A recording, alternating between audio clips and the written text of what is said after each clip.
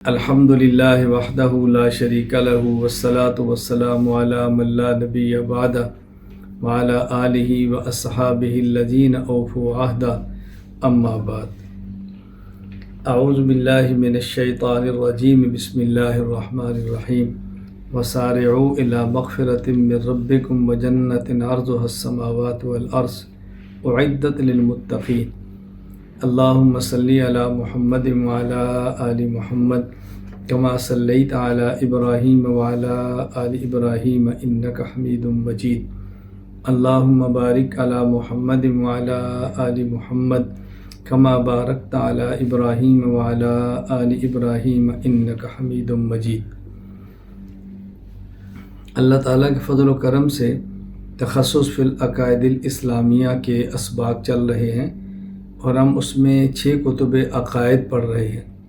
Number 1 العقائد الاسلامیہ، number 2 کتاب العقائد، number 3 العقیدۃ الحسنہ، اس کا سبق ہو چکا ہے۔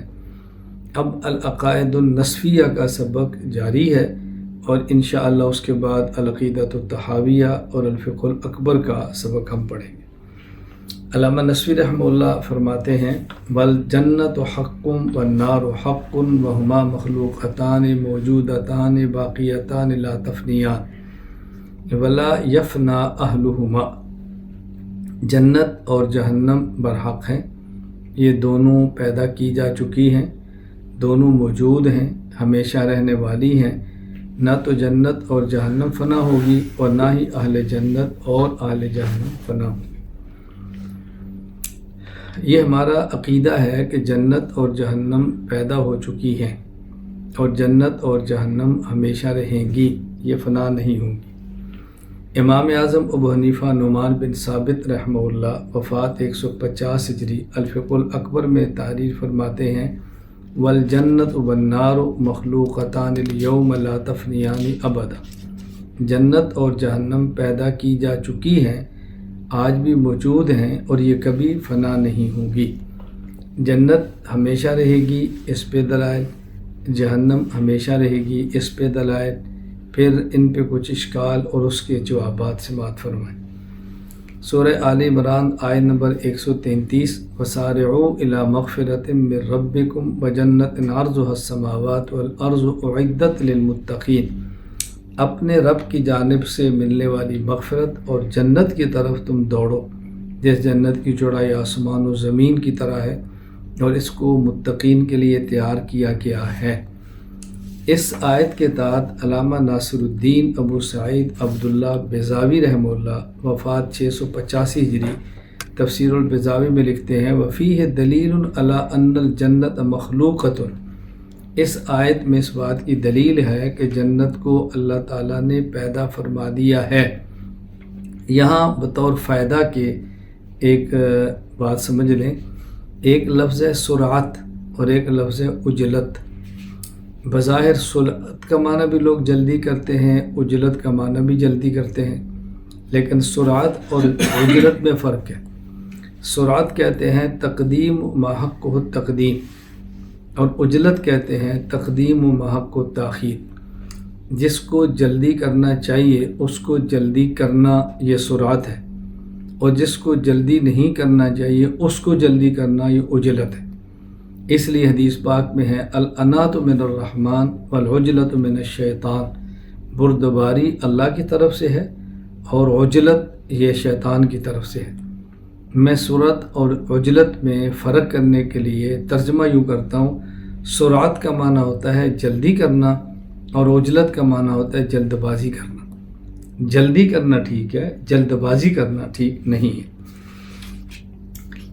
سورۃ البقرہ آیت نمبر 24 فَإِن لَّمْ تَفْعَلُوا وَلَن تَفْعَلُوا فَاتَّقُوا النَّارَ الَّتِي وَقُودُهَا النَّاسُ وَالْحِجَارَةُ أُعِدَّتْ لِلْكَافِرِينَ۔ اگر تم یہ نہ کر سکے یعنی قرآن کی مثل نہ لا سکے اور تم کر بھی نہیں سکو گے یعنی لا بھی نہیں سکو گے، پھر اس آگ سے بچنے کی فکر کرو جس کا ایندھن انسان اور پتھر ہیں، اعدت للکافرین، اور اس کو کافرین کے لیے تیار کر دیا گیا ہے۔ امام فخر الدین رازی رحمہ اللہ وفات 606 ہجری تفسیر کبیر میں اس آیت کے تحت فرماتے ہیں اما النار فلأنه تعالی قال فیہا صفتہا اعدت للکافرین فہذا صریحۃ فی انہا مخلوقۃ۔ یہ جو فرمایا اعدت کفار کے لیے تیار کر دیا گیا ہے، اس میں واضح دلیل ہے کہ جہنم آج بھی پیدا کی ہوئی ہے، جنت اور جہنم پیدا ہو چکی ہیں۔ یہ ذہن نشین فرما لیں۔ جنت اور اہل جنت، جہنم اور اہل جہنم یہ ہمیشہ رہیں گے۔ جنت کا ہمیشہ رہنا سورۃ النساء آیت نمبر 13، وَمَن يُطِعِ اللَّهَ وَرَسُولَهُ يُدْخِلْهُ جَنَّاتٍ تَجْرِي مِن تَحْتِهَا الْأَنْهَارُ خَالِدِينَ فِيهَا۔ جو لوگ اللہ کے رسول کی اطاعت کرتے ہیں، اللہ تعالیٰ ان کو وہ ہمیشہ اس جنت کے اندر رہیں گے۔ تو خالدین فیہا یہ لفظ بتا رہا ہے کہ یہ لوگ ہمیشہ رہیں گے۔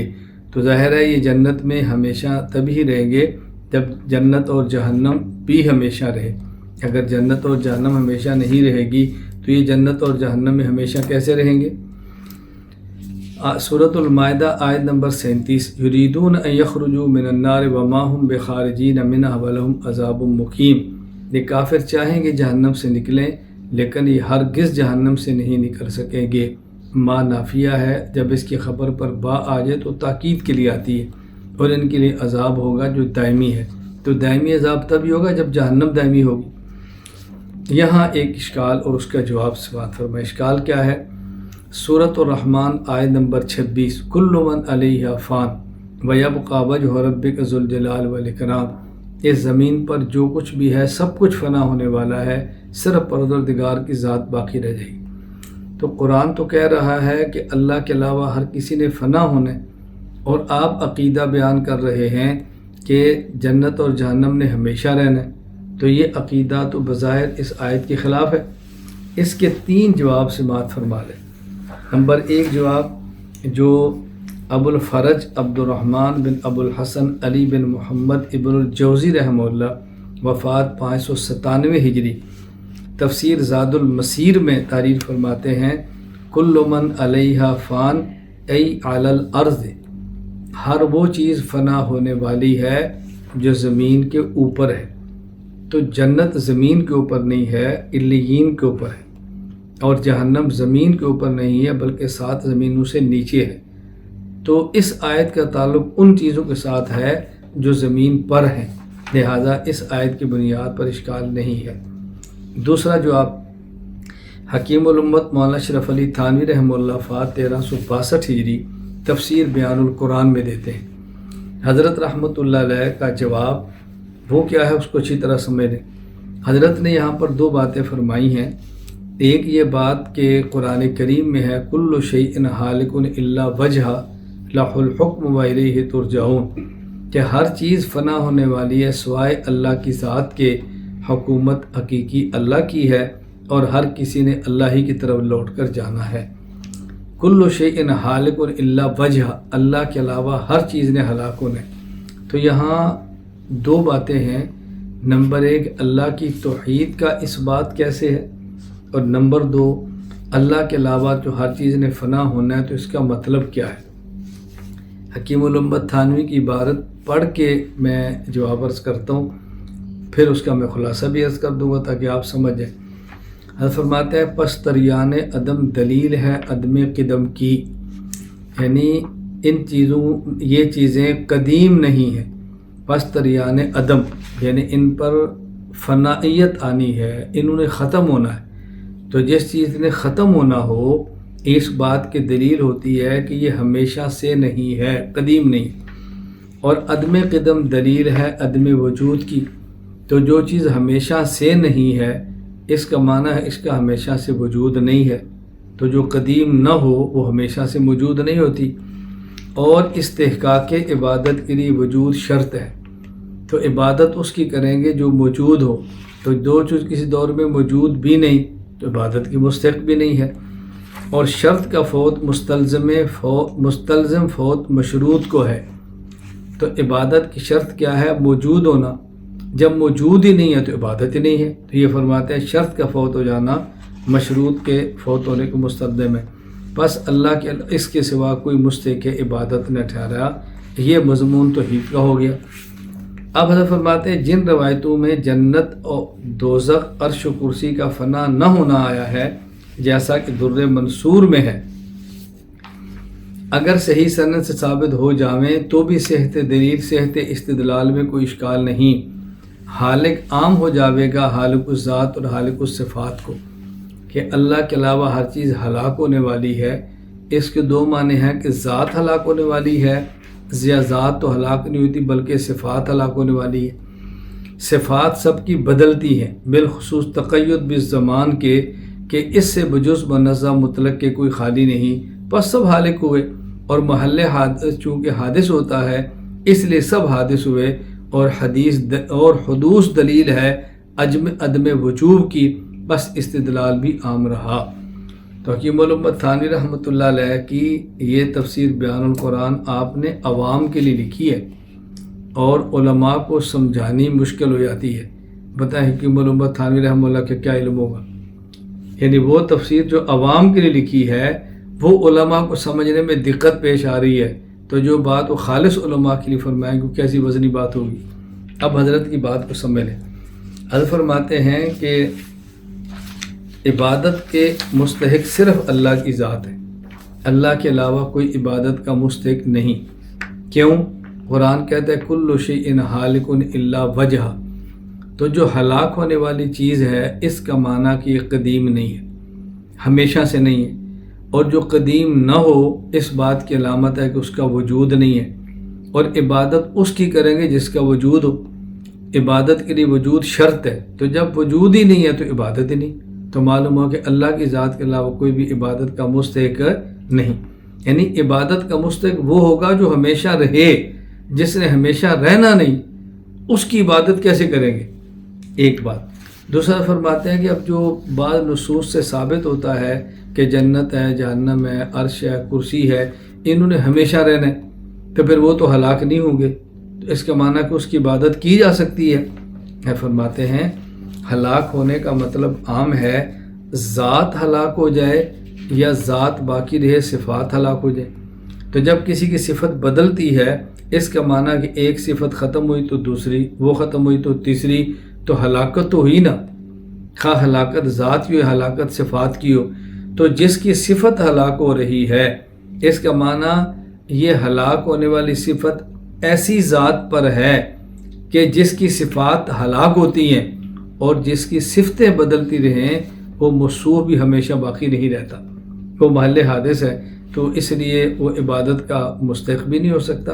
عبادت کا مستحق تو وہ ہوگا کہ جو ہمیشہ رہے۔ اس لیے حضرت فرماتے ہیں کہ اللہ کی ذات قدیم واجب الوجود ہے، اللہ کے علاوہ کوئی چیز قدیم اور واجب الوجود نہیں۔ تیسرا جواب جو میں دیا کرتا ہوں بہت آسان ہے، وہ ہر ایک کے لیے سمجھنا بہت آسان ہے۔ وہ جواب کیا ہے؟ فنا کی دو قسمیں ہیں، ایک ہے فنائے امکانی اور ایک ہے فنائے عملی۔ اللہ کی ذات کے لیے فنائے امکانی بھی نہیں اور فنائے عملی بھی نہیں، تو جنت اور جہنم کے لیے فنائے عملی تو نہیں ہوگی، ہاں البتہ فنائے امکانی ہے، تو وہ بھی فنا ہوگی۔ فنائے امکانی فنائے عملی کا مطلب کیا ہے اس کو سمجھ لیں۔ فنا کی دو قسمیں ہیں، فنائے امکانی اور فنائے عملی۔ فنائے امکانی یہ چیز ختم ہو سکتی ہے، اور فنائے عملی یہ چیز ختم ہو جائے گی۔ تو اللہ کی ذات تو نہ فنا ہو سکتی ہے اور نہ فنا ہوگی۔ جنت اور جہنم فنا ہوگی تو نہیں لیکن فنا ہو تو سکتی ہے نا، تو فرق ہے نا۔ تو اللہ تعالیٰ کی ذات میں نہ فنائے امکانی ہے نہ فنائے عملی ہے، تو جنت اور جہنم سے فنائے عملی کی نفی ہے، فنائے امکانی کی نفی نہیں۔ دو چیزوں میں فرق ہے نا۔ میں امکانی اور عملی کا فرق سمجھانے کے لیے مثال دیا کرتا ہوں۔ بھئی ہم کہتے ہیں آپ کھانا جی کافی ہے، مہمان 10 ہیں، کھانا کم تو نہیں ہوگا، کہتے ہیں امید ہے نہیں ہوگا، لیکن کم ہو تو سکتا ہے نا۔ یہ نہیں ہوگا یہ عملی ہے اور ہو سکتا ہے یہ امکانی ہے۔ تو اللہ تعالیٰ کے اختیارات نہ ختم ہوتے ہیں نہ ختم ہو سکتے ہیں، تو جنت اور جہنم فنا ہو تو سکتے ہیں نا، اگرچہ فنا ہونا اللہ جب چاہے ان کو فنا فرما دے۔ وَالْكَبِيرَةُ لَا تُخْرِجُ الْعَبْدَ الْمُؤْمِنَ مِنَ الْإِيمَانِ وَلَا تُدْخِلُهُ فِي الْكُفْرِ۔ کبیرہ گناہ ایمان والے بندے کو ایمان سے نہیں نکلتا اور کفر میں داخل نہیں کرتا۔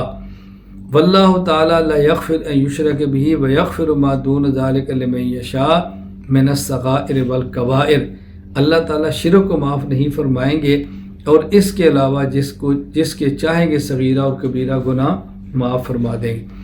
وَيَجُوزُ الْعِقَابُ عَلَى الصَّغِيرَةِ وَالْعَفْوُ عَنِ الْكَبِيرَةِ، گناہ صغیرہ کے مرتکب کو اللہ سزا دینا چاہیں تو ممکن ہے چھوٹے گناہ پر سزا دے دیں، اور چاہیں تو بڑے گناہ والے کو بھی معاف کر دیں۔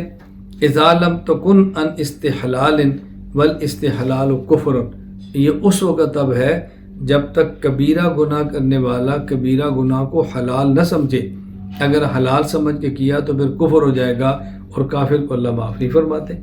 دیکھیں دو باتیں الگ ہیں، ایک ہے ایک شخص شراب نہیں پیتا اور ایک ہے ایک شخص شراب پیتا ہے۔ اب یہ جو نہیں پیتا گناہ سے بچتا ہے، جو شراب پیتا ہے گناہ کرتا ہے، لیکن ایک بندہ شراب کو پیتا ہے اور حرام بھی سمجھتا ہے، یہ مسلمان ہے، اور ایک شراب کو پیتا ہے اور حلال سمجھ کر پیتا ہے تو یہ کافر ہے۔ دونوں میں بہت فرق ہے۔ میں اس کی مزید وضاحت کا تو اچھی طرح سمجھ لیں، اگر کوئی بندہ شراب کو نہیں پیتا لیکن حلال سمجھتا ہے یہ مسلمان نہیں ہے، اور اگر کوئی بندہ شراب کو پیتا ہے لیکن حلال نہیں سمجھتا یہ مسلمان ہے۔ فرق سمجھ گئے نا؟ ایک بندہ شراب پیتا نہیں ہے لیکن کہتا ہے کہ شراب حلال ہے، یہ مسلمان نہیں۔ ایک بندہ شراب پیتا ہے لیکن وہ کہتا ہے کہ شراب حلال نہیں حرام ہے، یہ مسلمان ہوگا لیکن فاسق ہوگا۔ عقیدہ بہت اہم ہے، عقائد اچھی طرح سمجھیں۔ گناہ کبیرہ کہتے کسے ہیں؟ گناہ کبیرہ کی تعریف سمجھیں۔ علامہ سید محمود آلوسی بغدادی رحمۃ اللہ وفات 1270 ہجری اپنی تفسیر روح المعانی ان تجتنبوا کبائر ما تنہون عنہ اس آیت کے تحت تحریر فرماتے ہیں شیخ الاسلام ابو القاسم ہبۃ اللہ بن عبد الرحیم بن ابراہیم بن ہبۃ اللہ ابن البارزی رحمہ اللہ وفات 738 ہجری۔ انہوں نے جو تعریف فرمائی ہے گناہ کبیرہ کی بہت لاجواب تعریف ہے۔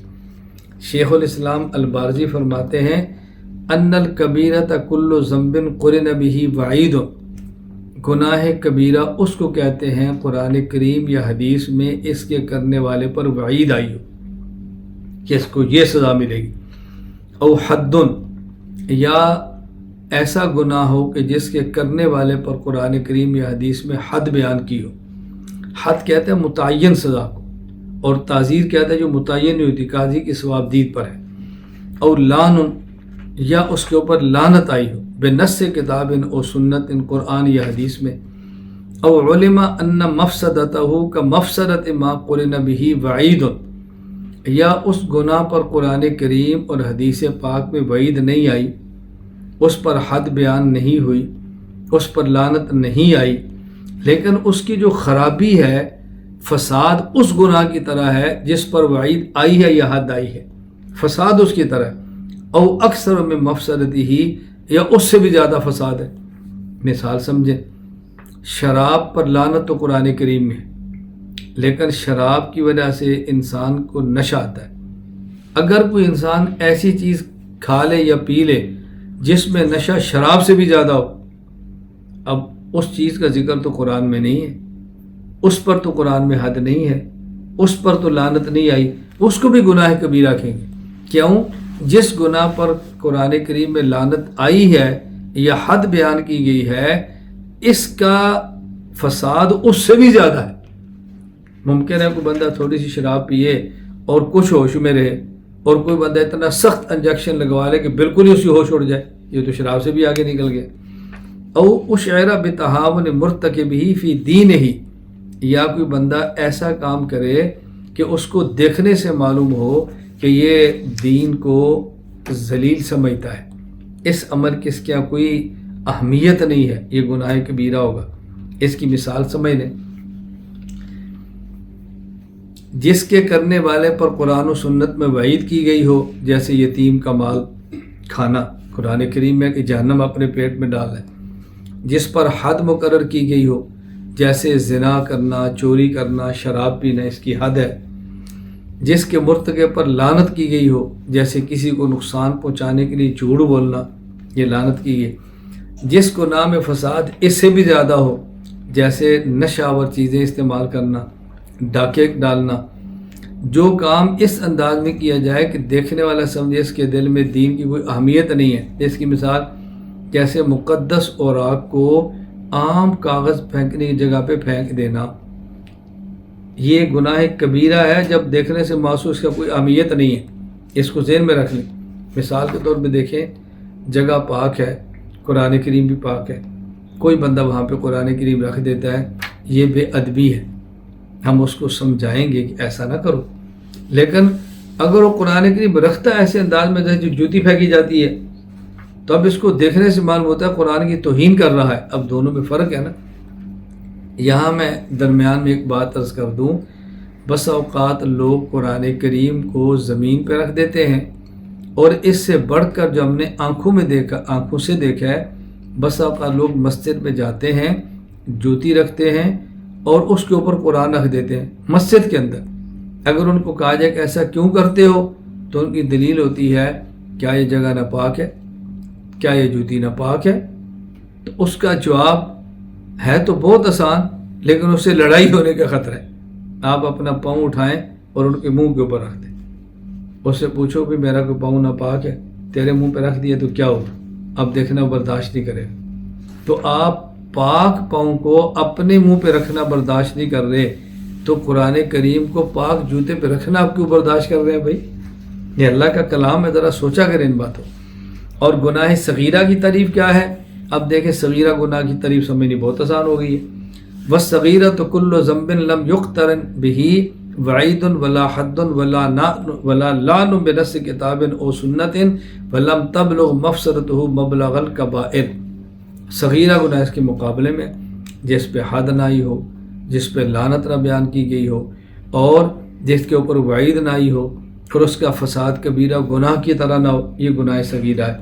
اس کی مثال یہ اچھی طرح سمجھ لیں۔ جھوٹ بولنا کسی کو نقصان پہنچانے کے لیے نہیں، یہ گناہ ہے، لیکن گناہ صغیرہ ہے۔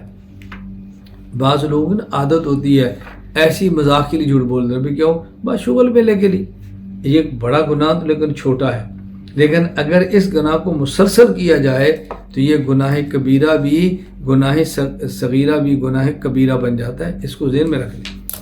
اسی طرح بغیر کسی ضرورت کے فاسق اور فاجر آدمی کے پاس بیٹھنا، یہ بھی گناہ صغیرہ ہے۔ بغیر ضرورت کے بیٹھتے رہیں گے، ایک وقت آئے گا کہ گناہ کی ایسی عادت اور لت پڑ جائے گی کہ آدمی کو محسوس بھی نہیں ہوگا کہ میں گناہ کر رہا ہوں۔ گناہ کبیرہ کرنے سے انسان ایمان سے نہیں نکلتا، رہتا مسلمان ہی ہے لیکن مجرم ہوتا ہے۔ امام سعد الدین مسعود بن عمر تفتزانی رحمہ اللہ، وفات 792 ہجری، شرح المقاصد فی علم الکلام میں لکھتے ہیں، واختلف اہل الاسلام فی من ارتکب الکبیرۃ من المؤمنین۔ اہل اسلام میں اختلاف ہوا ہے کہ جس آدمی نے گناہ کبیرہ کیا، ومات قبل التوبہ، اور بغیر توبہ کے مر گیا، تو اس کی بخشش ہوگی یا نہیں؟ فالمذہب عندنا عدم القطع بالعفو ولا بالعقاب۔ کہتے ہیں ہمارا مذہب اور نظریہ یہ ہے کہ نہ ہم یقین سے کہہ سکتے ہیں کہ اس کی مغفرت ہوگی، نہ یقین سے کہہ سکتے ہیں کہ اس کو سزا ہوگی۔ کیوں؟ بلکہ لہما فی مشیۃ اللہ تعالیٰ، اللہ تعالیٰ چاہیں گے تو اس نے چونکہ گناہ کیا ہے تو اس کو سزا دے دیں گے، اور اللہ تعالیٰ چاہیں گے اپنے کرم سے معاف فرما دیں گے۔ لیکن اللہ تقدیر تعذیب نقطہ بأنہ لا یخلد فی النار بل یخرج البتہ، اگرچہ اس کا گناہ ایسا ہے کہ اس پہ جہنم واجب ہے، لیکن ہم یہ کہتے ہیں وہ ہمیشہ جہنم میں نہیں رہے گا، کیونکہ مسلمان ہے، ایک وقت آئے گا جہنم سے نکل جائے گا، لا بطریق الوجوب الی اللہ تعالی بل بمقتضی ما سبق من الوعد وثبت بالدلیل کتخلید اہل الجنہ۔ اور ہم یہ بھی نہیں کہیں گے کہ وہ اللہ تعالیٰ کے ذمے ہے، اس کو جہنم سے ضرور نکالیں گے۔ ہاں، چونکہ اللہ نے کرم فرمایا ہے، اللہ فرماتا ہے میں گناہ کبیرہ کرنے والوں کو جہنم سے نکال دوں گا، اللہ کی ذات سے امید ہے اللہ تعالیٰ اس کو ایک وقت آئے گا اس کو جہنم سے نکال دیں گے۔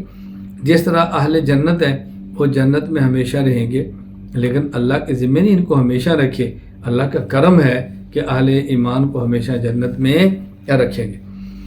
حافظ بدر الدین محمود بن احمد بن موسیٰ العینی رحمہ اللہ وفات 855 ہجری عمدۃ القاری شرح صحیح بخاری باب المعاصی من امر الجاہلیہ اس کے بعد لکھتے ہیں وَمَذْهَبُ أَهْلِ الْحَقِّ عَلَىٰ أَنَّ مَن مَّاتَ مُوَحِّدًا لَا يُخَلَّدُ فِي النَّارِ۔ اہل حق کا مذہب یہ ہے کہ جو آدمی توحید پہ فوت ہوا وہ ہمیشہ جہنم میں نہیں رہے گا۔ وَإِنِ ارْتَكَبَ مِنَ الْكَبَائِرِ غَيْرَ شِرْكِ مَرْتَكَبَ، ہاں اگرچہ اس نے شرک کے علاوہ کتنا بڑا جرم کیوں نہ کیا ہو، ایک وقت آئے گا اللہ اس کو جہنم سے نکال دے۔ دلائل سورۃ الصف آیت نمبر 2 اور 3، یا ایھا الذین آمنوا لم تقولون ما لا تفعلون کبر مقتا عند اللہ ان تقولوا ما لا تفعلون۔ اللہ فرماتا ہے ایمان والو تم ایسی باتیں کیوں کہتے ہو جو کرتے نہیں ہو۔ اس کا معنی یہ نہیں ہے کہ اگر انسان نیک عمل نہ کرے تو نیک کی دعوت بھی نہ دے، یہ بتانا مقصود ہے جب نیک کام کی دعوت دیتے ہو تو نیک کام کیا بھی کرو۔ آگے فرمایا کبر مقتا عند اللہ، یہ اللہ تعالیٰ کے بہت بری بات ہے کہ آدمی ایسی باتیں کہے جس پر خود عمل نہ کرے۔ یعنی اس کا معنی یہ نہیں کہ دعوت نہیں دینی، اس کا معنی ہے کہ نیک عمل نہ کرنا یہ بری بات۔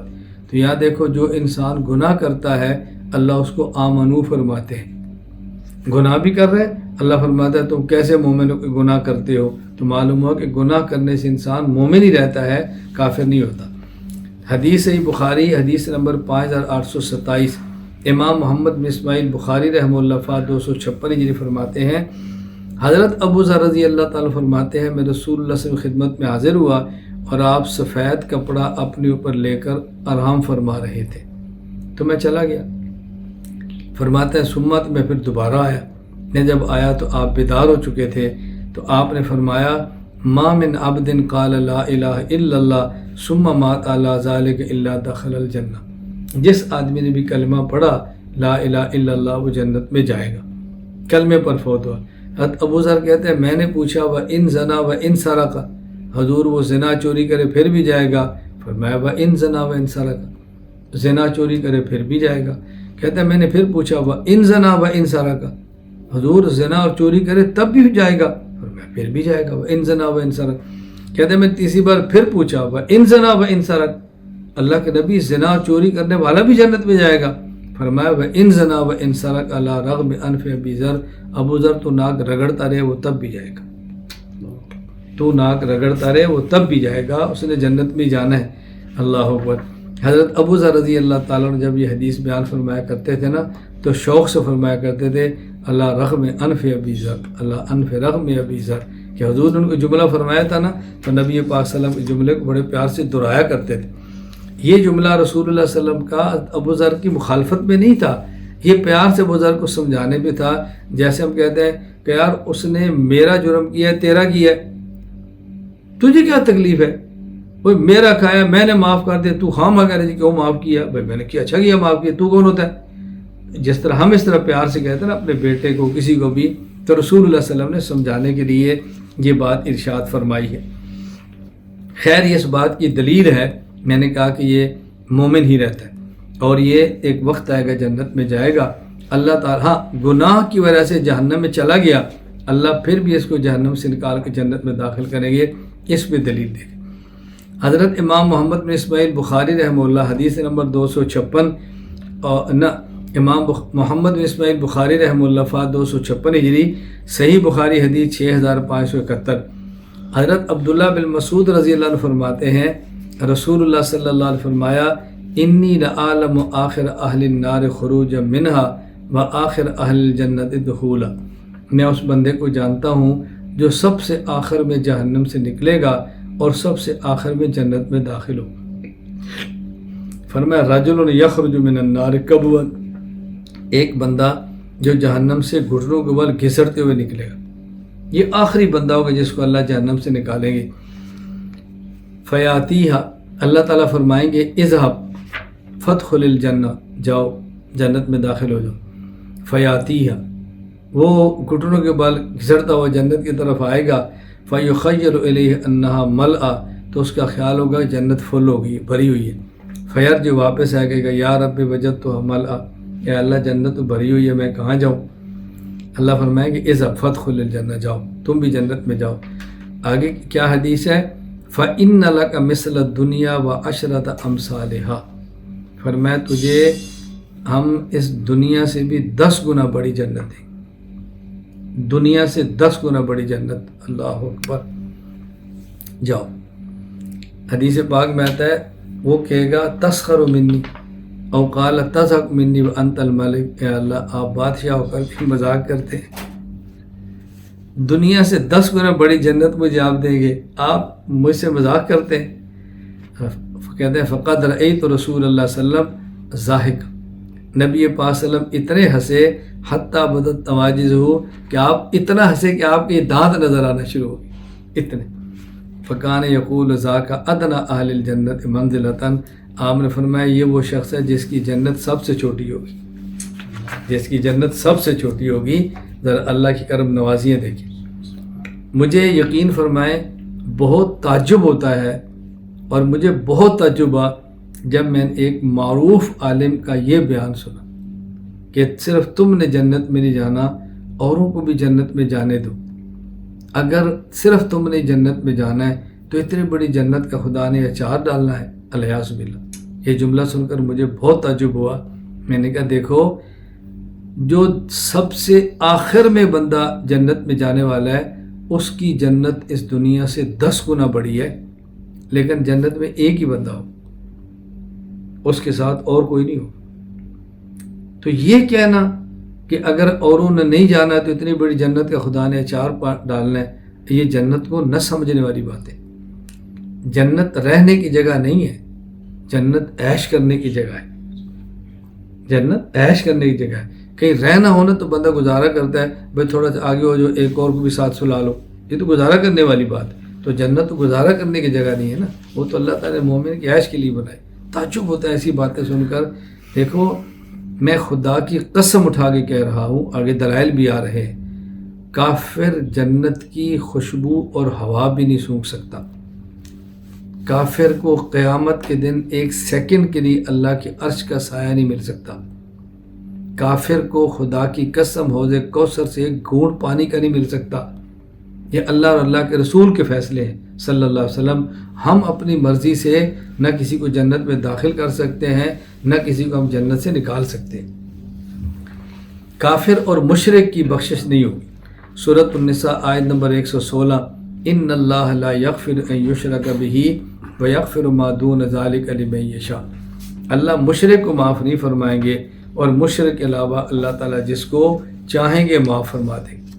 سورۃ النساء آیت نمبر 48، ان اللہ لا یغفر ان یشرک بہ ویغفر ما دون ذلک لمن یشاء، اللہ مشرک کو تو معاف نہیں فرمائیں گے، مشرک کے علاوہ جس کو چاہیں گے معاف فرمائیں گے۔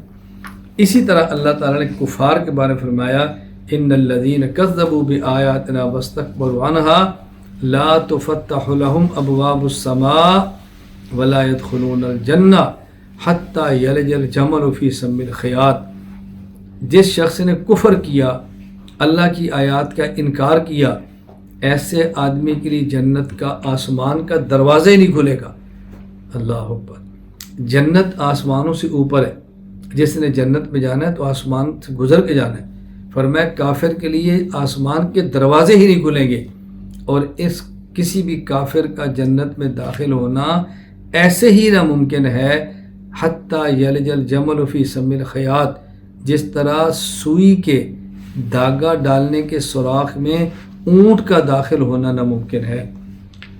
یہ اللہ تعالیٰ قرآن کریم میں فرما رہے ہیں کہ جس طرح سوئی کے سوراخ میں جان دھاگا داخل کیا جاتا ہے، اس میں اونٹ داخل نہیں ہو سکتا، اسی طرح میری جنت کے اندر کوئی کافر داخل نہیں ہو سکتا۔ دیکھو میں یہ بات بار بار کہتا ہوں کہ ہم اپنی طرف سے قرآن کریم اور حدیث میں توڑ موڑ نہ کریں، کوئی بات نہ کریں، جو اللہ نے فرمایا اس پر ایمان لائیں۔ والشفاعۃ ثابتۃ للرسل وللخیار فی حق اہل الکبائر، انبیاء کرام علیہم السلام اور نیک لوگوں کا کبیرہ گناہ کرنے والوں کے حق میں شفاعت کرنا ثابت ہے۔ علامہ سید اشریف علی جرجانی رحمہ اللہ فات 816 ہجری کتاب و تعریفات میں لکھتے ہیں، شفاعت کسے کہتے ہیں؟ ہی السؤال فی التجاوز عن الذنوب من الذی وقعت الجنایۃ فی حقہ، شفاعت سے مراد اس ذات سے جس کے حق میں جرم اور زیادتی واقع ہوئی ہو، گناہوں سے درگزر اور معافی کی درخواست کرنا۔ شفاعت کا معنی کہ جو بندہ مستحق سزا ہو اس کے لیے درخواست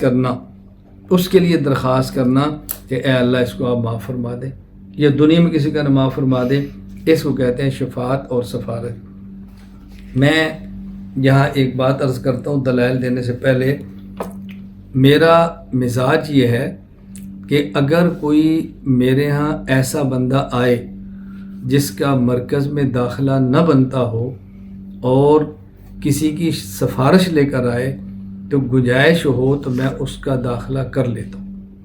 اگر مجھے پوچھے کہ جی اس کا داخلہ نہیں بنتا تو کیوں کیا، میں کہتا ہوں یہ سفارشی ہے، اس نے کسی سے سفارش کرائی ہے۔ قیامت کے دن اللہ بھی مجرمین کو معاف کر دیں گے سفارش کی وجہ سے، تو شفاعت تو ہوتی اس کے حق کے اندر ہے کہ جس کا حق نہ بنتا ہو۔ اگر یہ میرٹ پر آتا ہوتا تو پھر شفاعت کی ضرورت کیا تھی؟ تو جب اللہ تعالیٰ نے سفارش رکھی ہے تو ہم کون ہوتے ہیں کہ سفارش قبول نہ کریں؟ تو میں بات سمجھانے کے لیے اپنے شاگردوں سے گزارش کیا کرتا ہوں، اگر ہم چاہتے ہیں کہ ہم مجرم ہیں اور ہم قیامت کے دن قانون کے مطابق شاید بخشش کے مستحق نہ ہوں، ہمیں شفاعت اور سفارش کی ضرورت ہوگی۔ تو دنیا میں اگر کوئی سفارش کرے تو اس کی قبول کر لیا کرے تاکہ کل کو قیامت کو ہمارے حق میں بھی کسی کی سفارش قبول ہو جائے۔ ہمارے ہاں ایک بہت بڑا جامعہ ہے، میں اس کا نام نہیں لیتا، وہاں داخلے تھے اور ایک طالب علم نے مجھے کہا کہ فلاں استاذ کے بعد داخلہ ہے تو آپ میری ان کو سفارش کر دیں کہ مجھے داخلہ مل جائے۔ تو میں نے ان کو فون کیا، میں نے کہا یہ طالب علم آپ کے پاس آ رہا ہے تو آپ اس کو داخلہ دے دیں۔ مجھے وہ فرمانے لگے کہ ہماری اگر شرائط اور قواعد کے مطابق ہوا تو ہم داخلہ دیں گے، شرائط اور قواعد کے مطابق نہ ہوا تو آپ ناراض نہ ہونا۔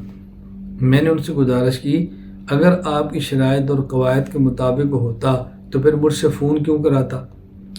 اس نے فون اس لیے کرایا نا کہ آپ کی قواعد اور شرائط کے مطابق نہیں ہو رہا۔ تو شفاعت تو ہوتی اس کی ہے جو قواعد اور قوانین کے مطابق نہ ہو۔ اس لیے میں درخواست کرتا ہوں اپنے شاگردوں سے، اپنے مریدوں سے، اپنے محبین سے اور اپنے معتقدین سے، میں یہ لفظ بار بار اس لیے کہتا ہوں کہ میں بہت چھوٹا ہوں، میں امت کے طبقات اور علماء کو خطاب کر کے بات نہیں کہتا، میں اپنے سے چھوٹوں کو بات کہتا ہوں۔ شاگرد کا استاد چھوٹا بھی ہو تو استاذ ہی ہوتا ہے نا، تو میں ہی نہیں کہتا میں بڑا ہوں یا میرا علم بہت ہے، لیکن شاگردوں کے لیے میں استاذ ہوں۔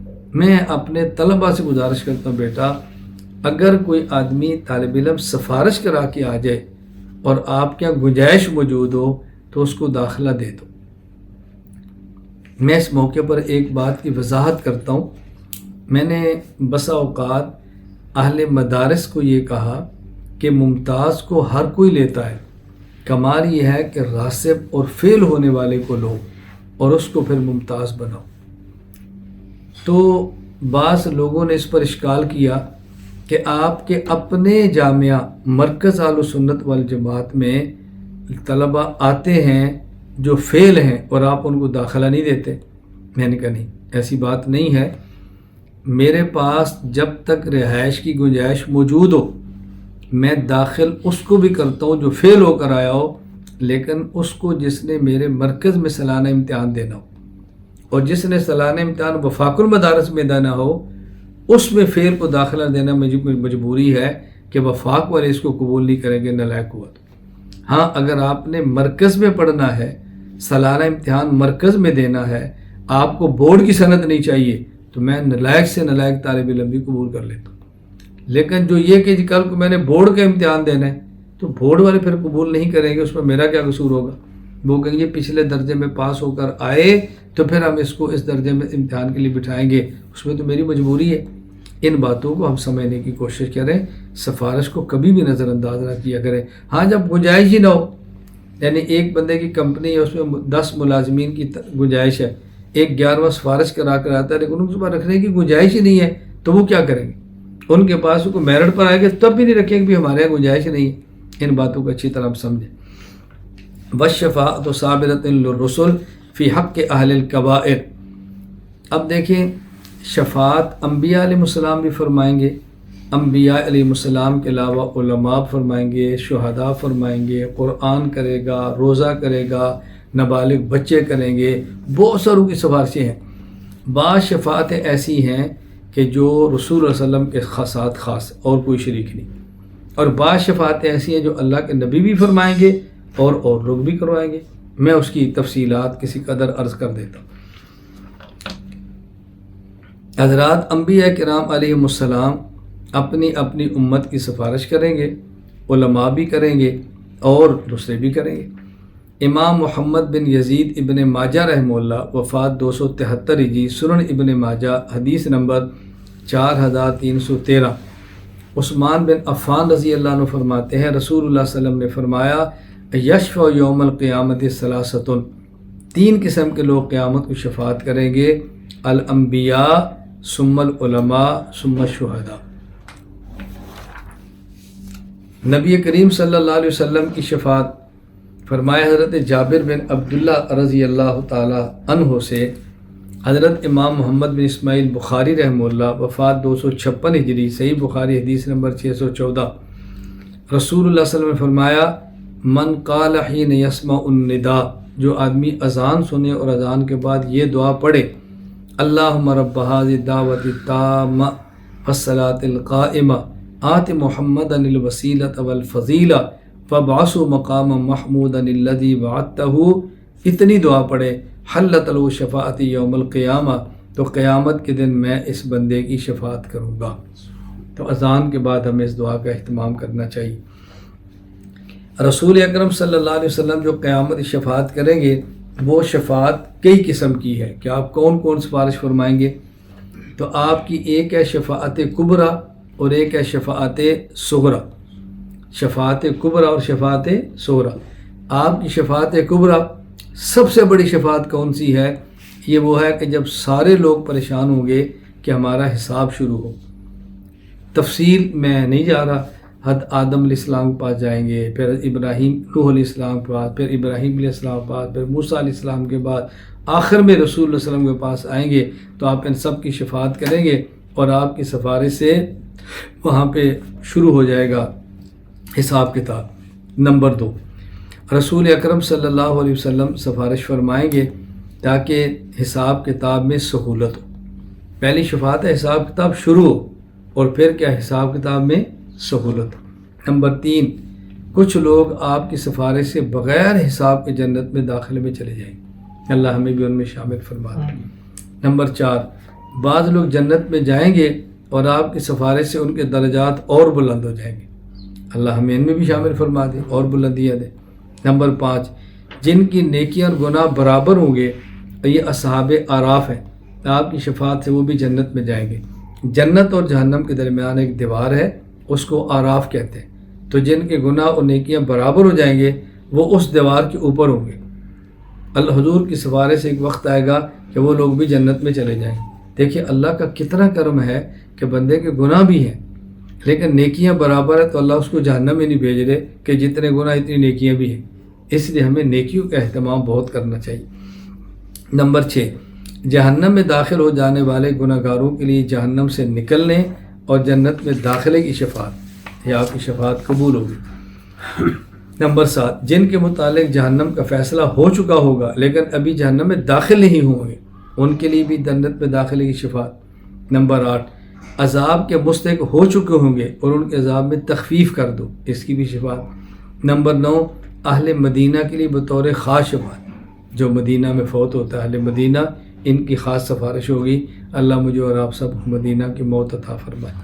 نمبر 10، رسول اکرم صلی اللہ علیہ وسلم کی قبر شریف کی زیارت کرنے والوں کے لیے خصوصی شفاعت، اس کا بھی حدیث کے اندر وعدہ ہے۔ شیخ عبدالحق بن سیف الدین بن سعد اللہ بخاری الدہلوی رحمہ اللہ، وفات 1052 ہجری، آپ نے ان 10 قسم کی شفاعت اور سفارشوں کا ذکر کیا ہے لمحات التنقی فی شرح مشکات المصابیح میں، 10 کی 10 بیان کی۔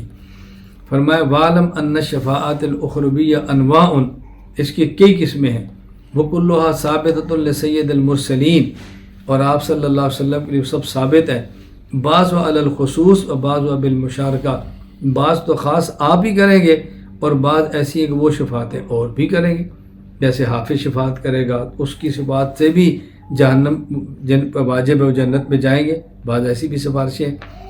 الاولیٰ فرمایا پہلی، وہی العظمی العامہ للخلائق الخاصۃ بنبینا صلی اللہ علیہ وسلم من بین سائر النبیین والمرسلین صلوات اللہ علیہم، وہی لفضل القضاء والاراحہ من طول الوقوف وتعجیل الحساب لا يدنو الیہا غیرکم آیات من احادیث۔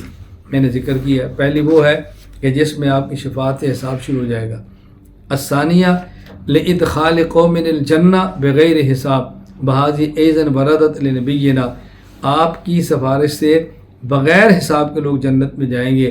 کہتے ہیں بعض حضرات کی رائے آپ کے ساتھ خاص ہے، اور بعض کہتے ہیں اور بھی بعضوں کی سفارش سے کچھ لوگ بغیر حساب کے جنت میں جائیں گے۔ الثالثہ فی اقوام قد تساوت حسناتہم وسیئاتہم فیشفع فیہم لیدخلوا الجنہ، جن کی نیکیاں اور گناہ برابر ہوں گے، صحابہ اور آپ وہ بھی جائیں گے۔ الرابعہ فی اقوام من امتہ استوجب النار فیشفع فیہم فیدخلون الجنہ، جو جنت کے جہنم کے مستحق ہیں، ابھی جہنم میں گئے نہیں ہیں، وہ بھی آپ کی شفاعت سے جنت میں جائیں گے۔ الخامسہ فی رفع درجات و زیادتہا، اہل جنت کے درجات کی بلندی کی شفاعت، ان کے درجات بلند ہوں گے۔ السادسہ فی من دخل النار من المذنبین، وہ جو گناہگار جہنم میں جائیں گے آپ کی سفارش سے وہ جنت میں چلے جائیں گے۔ فرماتے ہیں وہذہ الشفاعۃ یشارک فیہا الانبیاء والاولیاء والملائکۃ والعلماء، اس میں شفاعت علماء کی بھی ہوگی، ملائکہ بھی ہوگی، انبیاء کی بھی ہوگی۔ السابعہ فی استفتاح الجنہ، جنت کے کھلنے کی، یعنی آپ کی شفاعت ہوگی، سفارش کہ اللہ آپ جنت کھول دیں، آپ کی سفارش جنت کے دروازے کھولیں گے، اللہ جنت میں داخلے کا آغاز شروع ہو جائے گا۔ الثامن آٹھویں فی تخفیف العذاب عمن یستحقہ، مستحق کے جہنم کے عذاب میں تخفیف کی شفاعت۔ التاسعہ نویں لأہل المدینہ، اہل مدینہ کے لیے۔ والعاشرہ دسویں لزائر قبر شریف علی وجہ الاختصاص والامتیاز، 10ویں سفارش یہ ہے کہ جو رسول اللہ علیہ وسلم کی قبر کی زیارت کریں ان کے لیے بھی آپ شفاعت کریں۔ میں نے پہلے بھی اس پر گفتگو کی ہے، بطور خاص کبھی کبھی مدینہ منورہ کا سفر خاص آپ کی قبر کی نیت سے بھی کرنا چاہیے۔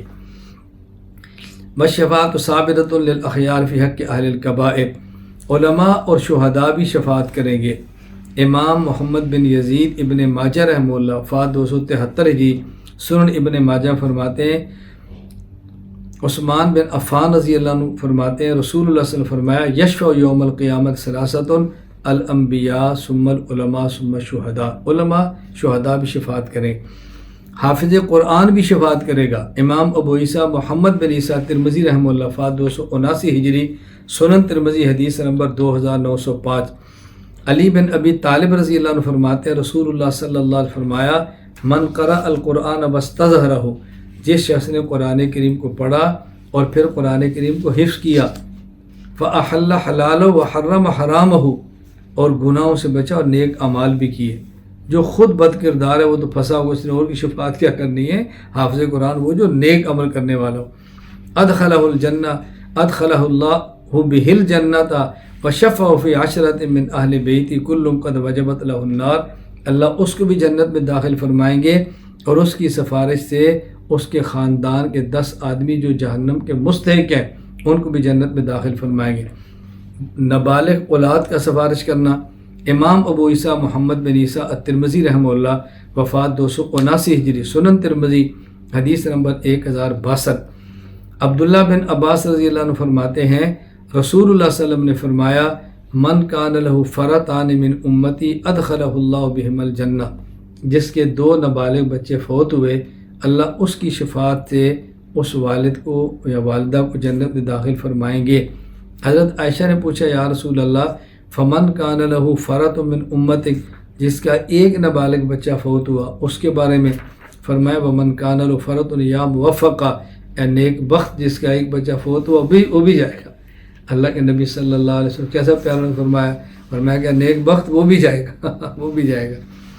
قالت فمن کان لہ فبن لم یکن لہ فرط من امتک، اللہ کے نبی جس کا ایک بھی نابالغ بچہ فوت نہیں ہوا اس کا کیا بنے گا؟ فرمایا فانا فرط امتی لن یصابوا بمثلی، ان کی شفاعت میں کروں گا کیونکہ میں جو دنیا سے گیا ہوں تو اس سے بڑا صدمہ اور کیا ہو سکتا ہے، تو ان کی شفاعتیں میں کروں گا۔ یہ رسول اللہ صلی اللہ علیہ وسلم نے بات فرمائی ہے۔ اصل تو اس کے خطاب صحابہ تھے، کیوں؟ انہوں نے اللہ کے نبی کی جدائی کا صدمہ برداشت کیا نا۔ ہم نے تو جدائی کا صدمہ کیا برداشت کرنا، ہم نے تو دیکھا ہی نہیں، تو یہ ان کے بارے میں۔ لیکن اس کا معنی یہ نہیں ہے کہ رسول صلی اللہ علیہ وسلم شفاعت نہیں فرمائیں گے، یہ شفاعت تو آپ کے اور حدیث سے ثابت ہے۔ یہ اس حدیث میں امی عائشہ فرما رہی ہے کہ صحابہ میں سے کسی کا نابالغ ہے، پھر کسی کا ایک بچہ ہے، پھر کسی کا ایک بھی نہیں ہے، تو یہ عام امت کے لیے بھی شفاعت یہی ہے کہ جس کے نابالغ 2 بچے ہیں، ایک بچہ شفاعت کریں گے۔ اللہ تعالی ہم سب کو یہ باتیں سمجھنے کی توفیق عطا فرمائے۔ رمضان اور قرآن بھی شفاعت کرے گا۔ مسند احمد حدیث نمبر 6626 عبداللہ بن عمر رضی اللہ عنہ فرماتے ہیں رسول اللہ صلی اللہ علیہ وسلم نے فرمایا الصیام والقرآن یشفعان للعبد یوم القیامہ، قیامت کے دن قرآن اور روزہ دونوں شفاعت کریں گے۔ روزہ کہے گا ای رب منعتہ الطعام والشہوات بالنہار، اے اللہ دن کو میری وجہ سے یہ اس نے کھانا اور اپنی جائز خواہشات کو چھوڑا ہوا تھا، فشفعنی فی، اللہ میری سفارش قبول فرما۔ ویقول القرآن، اور قرآن کہے گا منعتہ النوم باللیل، اے اللہ یہ رات کو سوتا نہیں تھا، مجھے پڑھتا تھا، جس میں تراویح بھی شامل ہے۔ فشفعنی فی، اللہ میری شفاعت درخواست قبول فرما لیں، فیشفعان، اور اللہ تعالیٰ اس کی شفاعت کو قبول فرما لیں گے۔ اللہ تعالیٰ ہمیں توفیق عطا فرمائے تو ہم اپنے لیے سفارشی جمع کریں۔ میں بارہا گزارش کیا کرتا ہوں، ہر والد اور والدہ کو محنت کر کے اپنے بچوں میں سے ایک آدھ بچہ قرآن حافظ بنانا چاہیے، بچہ بھی اور بچی کو حافظ بنانا چاہیے تاکہ وہ ان کی شفاعت کریں۔ ایک بڑا معروف واقعہ ہے کہ اورنگزیب عالمگیر رحمہ اللہ، ان کا بیٹا حافظ ہوا تو فرمایا اپنے دادا ابو کے پاس جاؤ اور دادا ابو کو جا کر خوشخبری دو۔ تو ان کا بیٹا دادا ابو کے پاس گیا اور جا کر کہا کہ دادا ابو مبارک کو میں نے حفظ کر لی ہے۔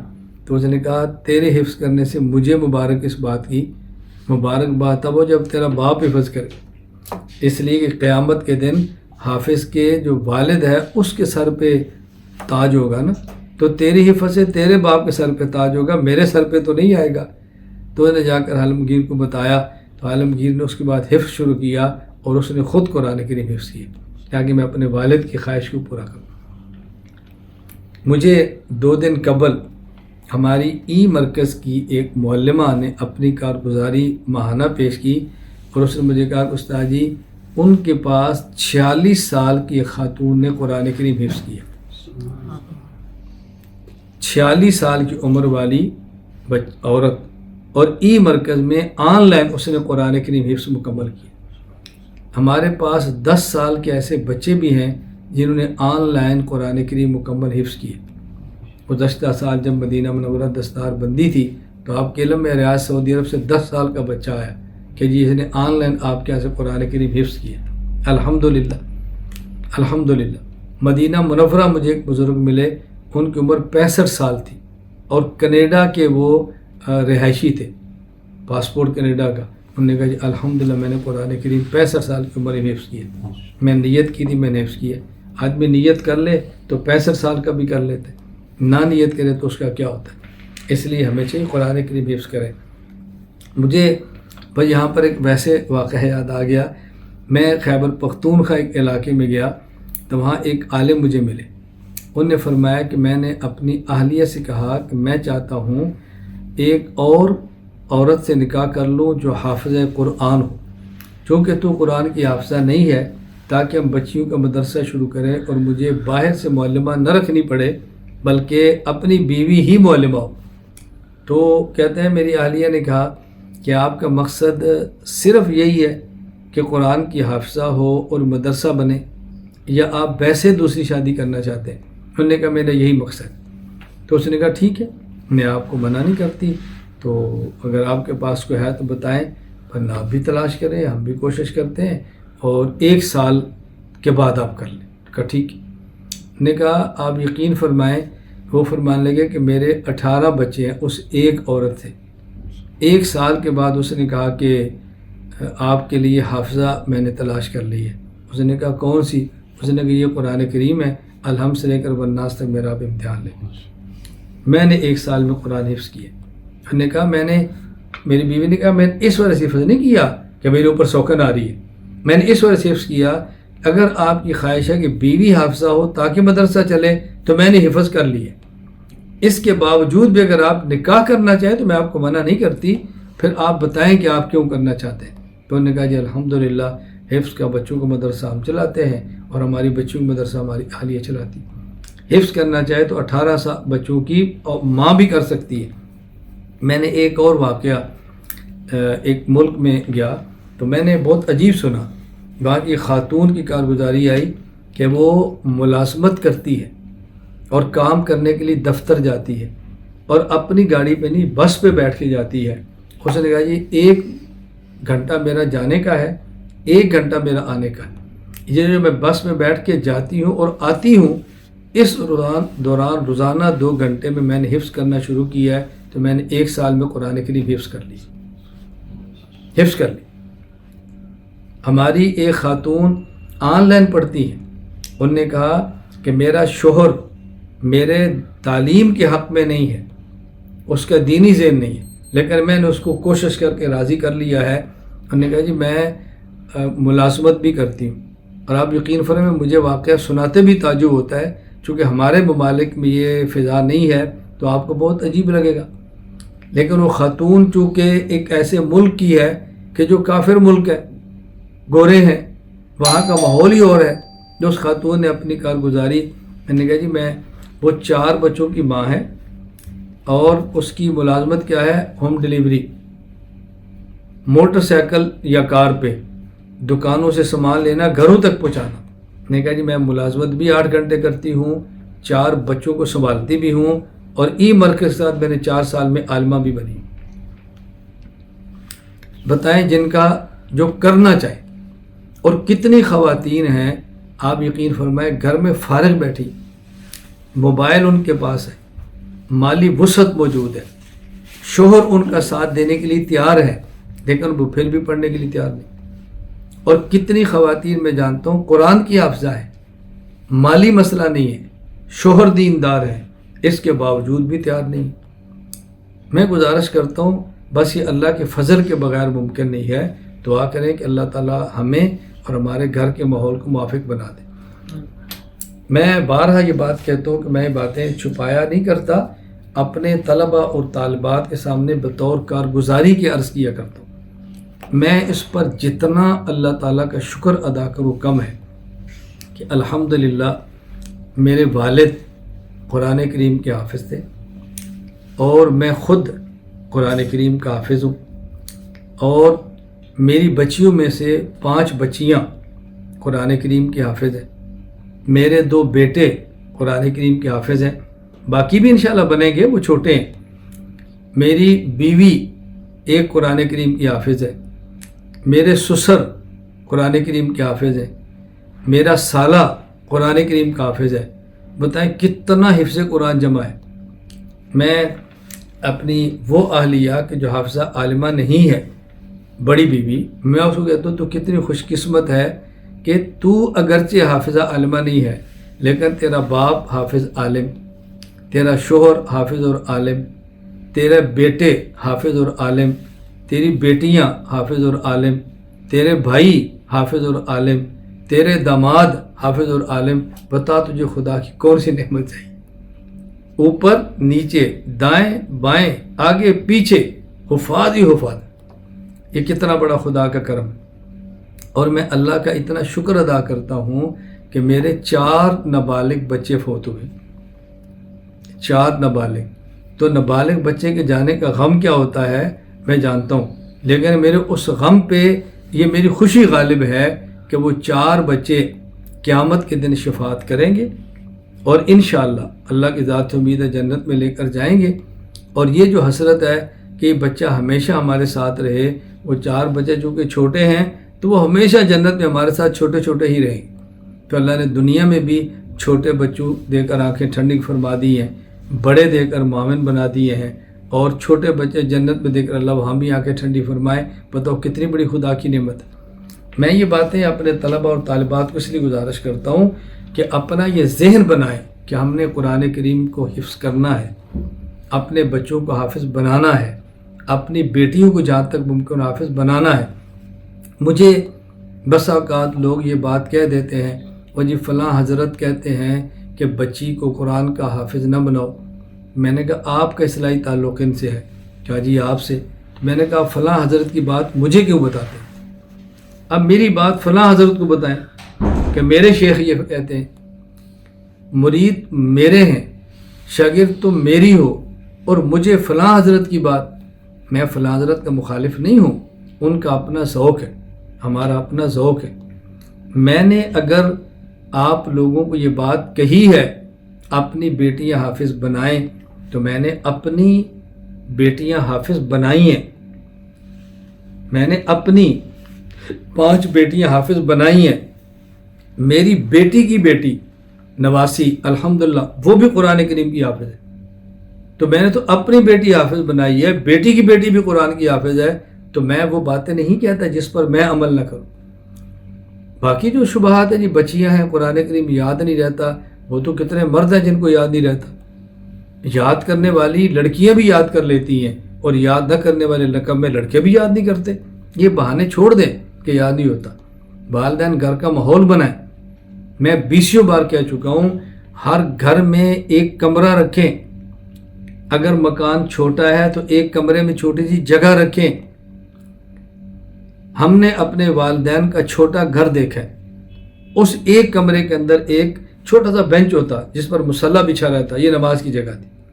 ہمیں اللہ نے وسعت دی ہے، بڑا مکان دیا ہے، ہم نے مکان میں کمرہ رکھا ہے کہ یہ صرف نماز کے لیے۔ تو کوشش کریں نیا مکان بنائیں تو مکان کا نقشہ ایسا ہو اس میں کمرہ عبادت کے لیے۔ اگر وسعت نہیں ہے، مکان چھوٹا ہے، ایک کونا عبادت کے لیے رکھ دیں، وہیں صبح نماز بچے پڑھیں، وہیں قرآن پڑھے۔ کیسے گھر کا ماحول نہیں بنتا؟ تو جب والد نے رات کو موبائل پہ زندگی تباہ کرنی ہے، ماں نے موبائل میں گھس کے زندگی برباد کرنی ہے، تو بیٹی یا بیٹا کیوں زندگی برباد نہیں کرے گا؟ اولاد کی بربادی کی وجہ ہم والدین۔ میں اس لیے اولاد پہ بات کم کرتا ہوں، والدین پہ باتیں زیادہ کرتا ہوں کہ والدین کو سوچنے ہم کس طرف جا رہے ہیں۔ تو اللہ تعالیٰ توفیق عطا فرمائے۔ ہمیں اپنے لیے سفارشی تیار کرنے چاہیے، اپنے سفارشی تیار کرو۔ رسول اللہ صلی اللہ علیہ وسلم سے تعلق گہرا ہوگا، حضور سفارش فرمائیں۔ کسی شیخ سے تعلق ہوگا، وہ سفارش فرمائیں گے۔ حافظ قرآن سے تعلق ہوگا، وہ سفارش فرمائیں گے۔ کسی عالم سے تعلق ہوگا، وہ سفارش کروائیں گے۔ اس لیے علماء کے بارے میں دل میں کدورت نفرتیں مت پالو، علماء کی خدمت کرو، علماء سے محبت کرو، علماء سے عقیدت سے پیش آؤ۔ کسی عالم میں کمزوری بھی دیکھ لو، اس پہ پردہ ڈالو۔ ایک عام انسان کے اندر گناہ ہو، اس پر پردہ ڈالنا چاہیے، تو عالم سے گناہ ہو جائے تو اس کے اچھالتے کیوں ہو؟ پردے ڈالنے چاہیے۔ اللہ تعالیٰ ہمیں بات سمجھنے کی توفیق عطا فرمائے۔ وَأَهْلُ الْكَبَائِرِ مِنَ الْمُؤْمِنِينَ لَا يُخَلَّدُونَ فِي النَّارِ وَإِمَّاتُ مِنْ غَيْرِ تَوْبَةٍ۔ فرمایا کبیرہ گناہ کرنے والے مومن اگر بغیر توبہ کے مر جائیں اور گناہ کی وجہ سے جہنم میں جائیں تو وہ جہنم میں ہمیشہ نہیں رہیں گے۔ اللہ ان کو اپنے کرم سے جہنم سے نکالے گا، گناہ کی سزا پوری کر کے یا شفاعت کی وجہ سے۔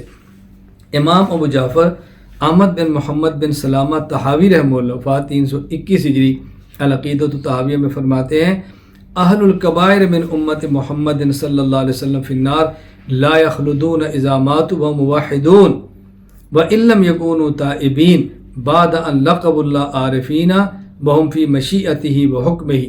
اگر مومن کبیرہ گناہ پر فوت ہو گیا بغیر توبہ کے تو وہ ہمیشہ جہنم میں نہیں رہیں گے۔ ہاں اللہ کی مشیت ہے، اللہ چاہے تو ان کو معاف فرما دے اور چاہے تو ان کو سزا دے دے، اللہ کی مرضی ہے، اور سزا دے کے اپنی رحمت سے جہنم سے نکال دیں یا کسی کی شفاعت قبول فرما کے نکال دیں، لیکن ہمیشہ وہ جہنم میں رہیں گے نہیں۔ صحیح بخاری امام محمد بن اسماعیل بخاری رحمہ اللہ وفات 256 ہجری وہ حدیث نقل کرتے ہیں، حضرت ابو سعید خدری رضی اللہ تعالیٰ عنہ فرماتے ہیں رسول اللہ صلی اللہ علیہ وسلم فرمایا یدخل اہل الجنت الجنت و اہل النار النار۔ اہل جنت جنت میں چلے جائیں گے، اہل جہنم جہنم میں جائیں گے۔ پھر اللہ تعالیٰ فرمائیں گے اخرجوا من کان فی قلبہ مثقال حبۃ من خردل من ایمان، جو کمزور درجے کا آخری مومن ہے اس کو بھی جہنم سے نکال دو۔ فیخرجون منہا قد اسودوا، یہ جہنم سے سال میں نکلیں گے کہ جل کر سیاہ ہو چکے ہوں گے۔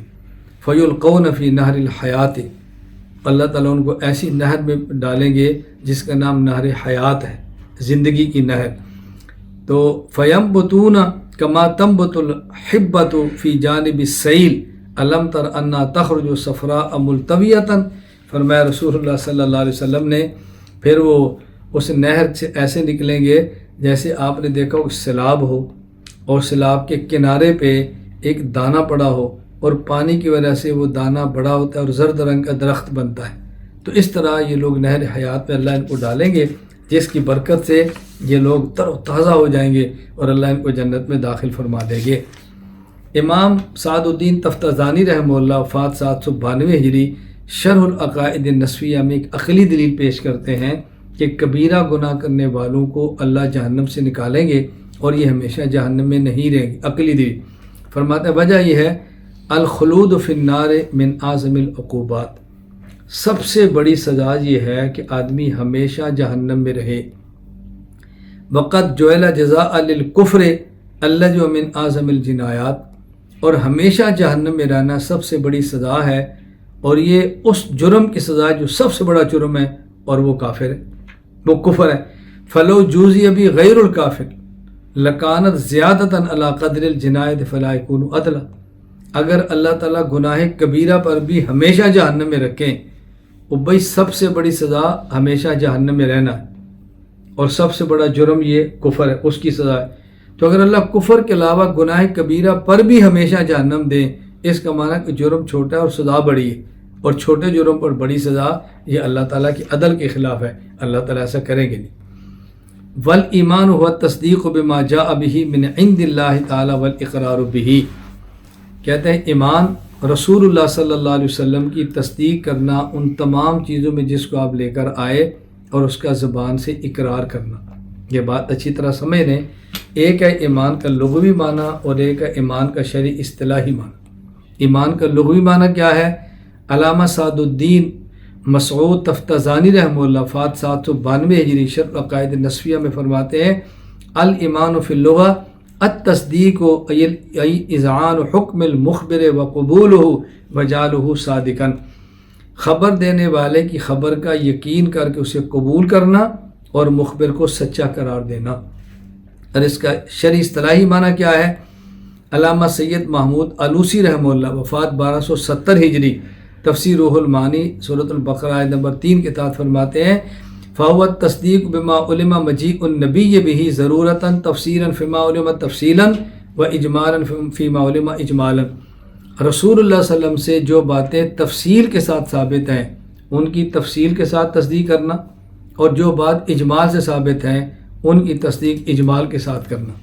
اس کی مثال سمجھیں، مثال کے طور پہ قرآن کریم رسول اللہ صلی اللہ علیہ وسلم سے ثابت ہے اور اس کی 30 پارے ایک سورۃ فاتحہ ہے اور اس کی کتنی آیات ہیں، ہر آیت کی تصدیق کریں۔ اچھا، اسی طرح قرآن کریم میں اللہ کے دیدار کا ذکر ہے لیکن تفصیلات نہیں ہیں، تو صرف اللہ کے دیدار کے قائل ہوں بغیر تفصیل کے، تو جو چیز تفصیل کے ساتھ ہے اس کو تفصیل کے ساتھ مانیں اور جو چیز بغیر تفصیل کے اس کو اجمالاً مانیں۔ اب ایک بات یہاں سمجھ لیں کہ ایمان کہتے کسے ہیں؟ ایمان تصدیق قلبی کا نام ہے، اقرار باللسان ایمان کا جز نہیں ہے۔ دل سے ماننا اس کا نام ایمان ہے، اور اس کا زبان سے اقرار کرنا ضروری تو ہے لیکن یہ ایمان کا حصہ نہیں ہے۔ پہلے میں حوالے دیتا ہوں پھر میں اس پہ دلائل دیتا ہوں۔ شیخ الاسلام علامہ شبیر احمد عثمانی رحمہ اللہ وفات 1369 ہجری، امام ابو حامد محمد غزالی رحمہ اللہ وفات 505 ہجری کے حوالے سے لکھتے ہیں فتح الملم شرح صحیح مسلم کتاب الایمان بحث الاقرار شرط للایمان کے اندر والایمان هو التصدیق المحض واللسان ترجمان الایمان، ایمان صرف تصدیق قلبی کا نام ہے اور زبان اس کی ترجمانی کرتی ہے، زبان سے اقرار اس کا جز نہیں ہے۔ امام سعد الدین مسعود تفتازانی رحمہ اللہ وفات 792 ہجری شرح العقائد النسویہ میں فرماتے ہیں وَذَهَبَ جمہور المحققین الی انہ هو التصدیق بالقلب، جمہور محققین کی رائے یہ ہے کہ تصدیق قلبی کا نام ایمان ہے، صرف دل سے ماننا۔ اب اس کے دلائل سورۃ النحل آیت نمبر 106 من کفر باللہ من بعدہ ایمان الا من اکرہ وقلبہ مطمئن بالایمان، جس آدمی کو مجبور کیا گیا زبان سے کلمہ کفر کہنے پر اور اس کا دل مطمئن ہے، فرماتے ہیں اس پر تو کوئی گناہ نہیں ہے، لیکن جو آدمی دل سے کہہ دے، انکار کر دے، تو اس پر خدا کا غضب ہوگا۔ اب بات سمجھیں، ایک آدمی کو مجبور کیا گیا اور اس نے مجبوری کی حالت میں زبان سے کلمہ کفر کہہ دیا تو یہ مومن ہی ہوگا۔ وَلَٰكِن مَنْ شَرَحَ بِالْكُفْرِ صَدْرًا، اور اگر اس نے دل سے بھی کفر اختیار کر لیا تو پھر یہ کافر ہے۔ تو اس سے کیا معلوم ہوا کہ زبان سے اقرار کرنا یہ جز نہیں ہے۔ کیوں؟ اس لیے کہ کسی بھی حالت میں ایمان سے دستبردار ہونے کی گنجائش نہیں ہے۔ زبان سے دستبردار ہونے کی گنجائش ہے، اس کا مطلب یہ ہے کہ یہ جز نہیں ہے۔ آگے دیکھیں سورہ مجادلہ آیت نمبر 22 اولئک کتب فی قلوبہم الایمان، اللہ نے مومنین کے دلوں میں ایمان کو رکھا ہے، دل کے اندر۔ یہاں بڑی صراحتاً بات کی، یہاں بات سمجھیں، جیسے میں نے آپ سے گزارش کی ہے کہ تصدیق قلبی کا نام ایمان ہے، اور زبان سے اقرار کرنا 3 مواقع پر واجب ہے۔ نمبر 1، اگر کوئی بندے کا عذر نہ ہو تو زبان میں ایک مرتبہ زبان سے زندگی میں اقرار کرے لا الہ الا اللہ محمد رسول اللہ۔ اگر عذر ہو، مثلا گنگا ہو، وہ تو کہہ ہی نہیں سکتا، لیکن اگر کوئی بندہ دل سے تصدیق کرتا ہے اور زندگی میں ایک بار بھی زبان سے نہیں پڑھتا، یہ ایسے ہی فاسق مومن ہے کہ جس طرح کوئی بندہ نماز کو فرض تو سمجھتا ہے لیکن زندگی میں ایک نماز بھی نہیں پڑھی، تو فاسق ہے وہ، لیکن ہوگا مومن۔ نمبر 2، بوقت ضرورت زبان سے اقرار کرنا، یہ بھی فرض ہے۔ اس کی صورت، ایک ایسی بستی ہے جس میں صرف قادیانی رہتے، قادیانی نے پلاٹنگ کی ہے اور وہ قادیانی ہوکے دیتے ہیں اور دیتے سستی ہیں۔ ایک بندہ اس میں سستا پلاٹ سمجھ کے لے لیتا ہے، ہم کہتے ہیں تو قادیانی، کہتے جی تو قادیانی ہے، تمہیں سے کیا؟ بھئی تو بتا نا، یہ تو اس کا مالک قادیانی ہے اور وہ کہتے ہیں ہم صرف قادیانی کو دیں گے اور سستے دیں گے، اور تو اس کے اندر پلاٹ لے کر رہ رہا ہے، تو بتا تو قادیانی ہے کہ نہیں؟ وہ کہتے ہیں میں کیوں بتاؤں، تمہارا بتانا ظلم ہے کہ تمہارا پابند ہوں۔ اب دیکھو یہ ایسا موقع ہے، اگر وہ زبان سے ختم نبوت کا انکار کر کے قادیانی پر لعنت نہیں بھیجے گا، ہم اس کو مسلمان نہیں سمجھیں گے۔ اب وضاحت کریں نا، اب زبان سے اقرار کرنا فرض ہے بوقت ضرورت۔ نمبر 3، اجرائے احکام کے لیے زبان سے اقرار کرنا۔ اجرائے احکام کا معنی، ایک کمپنی ہے، اس میں 15 مزدور ہیں اور ہمیں نہیں، مختلف ملکوں کے ہیں، رہن سہن شکل و صورت سب کی ایک جیسی ہے، ہم اس میں سے کس کو کہیں گے بھائی نماز پڑھو؟ جو کہے گا میں مسلمان ہوں، جو زبان سے اسلام کا اقرار ہی نہیں کرتا، اس کو کیسے کہے گا نماز پڑھو؟ اس کو کیسے کہ تو روزہ کیوں نہیں رکھتا؟ اس کو کیسے کہ تو زکوٰۃ کیوں نہیں ادا کرتا؟ میری بات سمجھ آ رہی ہے؟ تو احکام اسلام کو جاری کرنے کی ضروری ہے کہ آدمی زبان سے اس کا اعتراف کرے۔ اس پر تفصیلی بحث میں نے اپنی کتاب اصول عقائد کے اندر کی ہے، طلبہ اور طالبات اس کا مطالعہ فرمائیں اور اصول عقائد کو اپنے مطالعے میں رکھیں۔ ایک سوال یہ ہے کہ جب ایمان نام ہے تصدیق قلبی کا، اقرار باللسان ایمان کا جز نہیں ہے، تو علامہ نصفی رحمۃ اللہ علیہ نے اس عقیدے کی کتاب میں ایمان تصدیق قلبی کو بھی اور اقرار باللسان کو بھی فرمایا۔ اس کا جواب ذہن نشین فرما لیں۔ امام سعد الدین مسعود تفتازانی رحمہ اللہ، وفات 792 ہجری، انہوں نے اس بات کی وضاحت فرمائی ہے کہ یہ جو علامہ نصفی کی رائے ہے، یہ جمہور محققین کی رائے، ان کی شخصی رائے، ہمارا مذہب یہ نہیں ہے۔ ھذا الذی ذکرہ من ان الایمان هو التصدیق والاقرار مذہب بعض العلماء وهو اختیار الامام شمس الائمہ فخر الاسلام وذهب جمہور المحققین الی انہ هو التصدیق بالقلب۔ جمہور کا رائے یہی ہے کہ نہیں، یہ ایمان تصدیق قلبی کا نام ہے، یہ چند ایک کی رائے ہے۔ وَإِنَّمَا الْإِقْرَارُ شَرْطٌ لِإِجْرَاءِ الْأَحْكَامِ فِي الدُّنْيَا لِمَا أَنَّ تَصْدِيقَ الْقَلْبِ أَمْرٌ بَاطِنٌ لَا بُدَّ لَهُ مِنْ عَلَامَةٍ۔ اگلی بات سمجھائی ہے، اس کو اچھی طرح سمجھ لیں۔ جب سب علماء اکثر یہ بات جمہور کہتے ہیں کہ تصدیق قلبی کا نام ایمان ہے، تو بعض علماء اقرار کو شرط پر کیوں قرار دیتے ہیں؟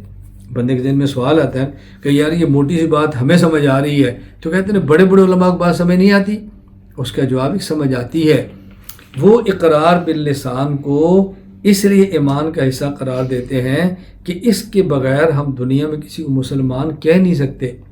تصدیق قلبی تو امر باطنی ہے. اگر ہم کہہ دیں گے تصدیق قلبی کا نام عمران ہے، اقرار باللسان شرط ہی نہیں ہے، تو ہمیں کیسا پتہ چلے گا مسلمان کون ہے؟ اس لیے وہ شرط قرار دیتے ہیں تاکہ لوگ تصدیق قلبی کے ساتھ اپنی زبان سے بھی اظہار کریں. یہ وجہ ہے، ورنہ یہ بات نہیں کہ ان کو اس بات کا علم نہیں ہے. فَأَمَّا الْأَعْمَالُ فَيَتَتَزَايَدُ فِي نَفْسِهَا، فرمایا ایک ہے اعمال اور ایک ہے ایمان.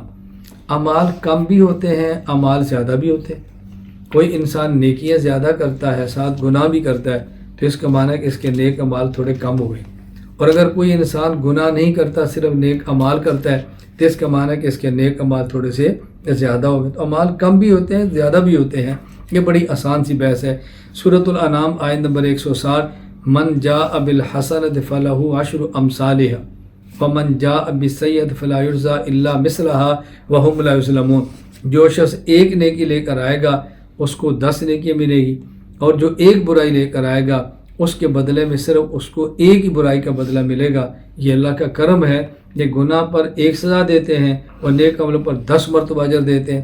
اب دیکھیں، نیکی لانا اور برائی لانا، اس کا معنی کبھی نیکی بڑھتی ہے اور کبھی برائی بڑھتی ہے.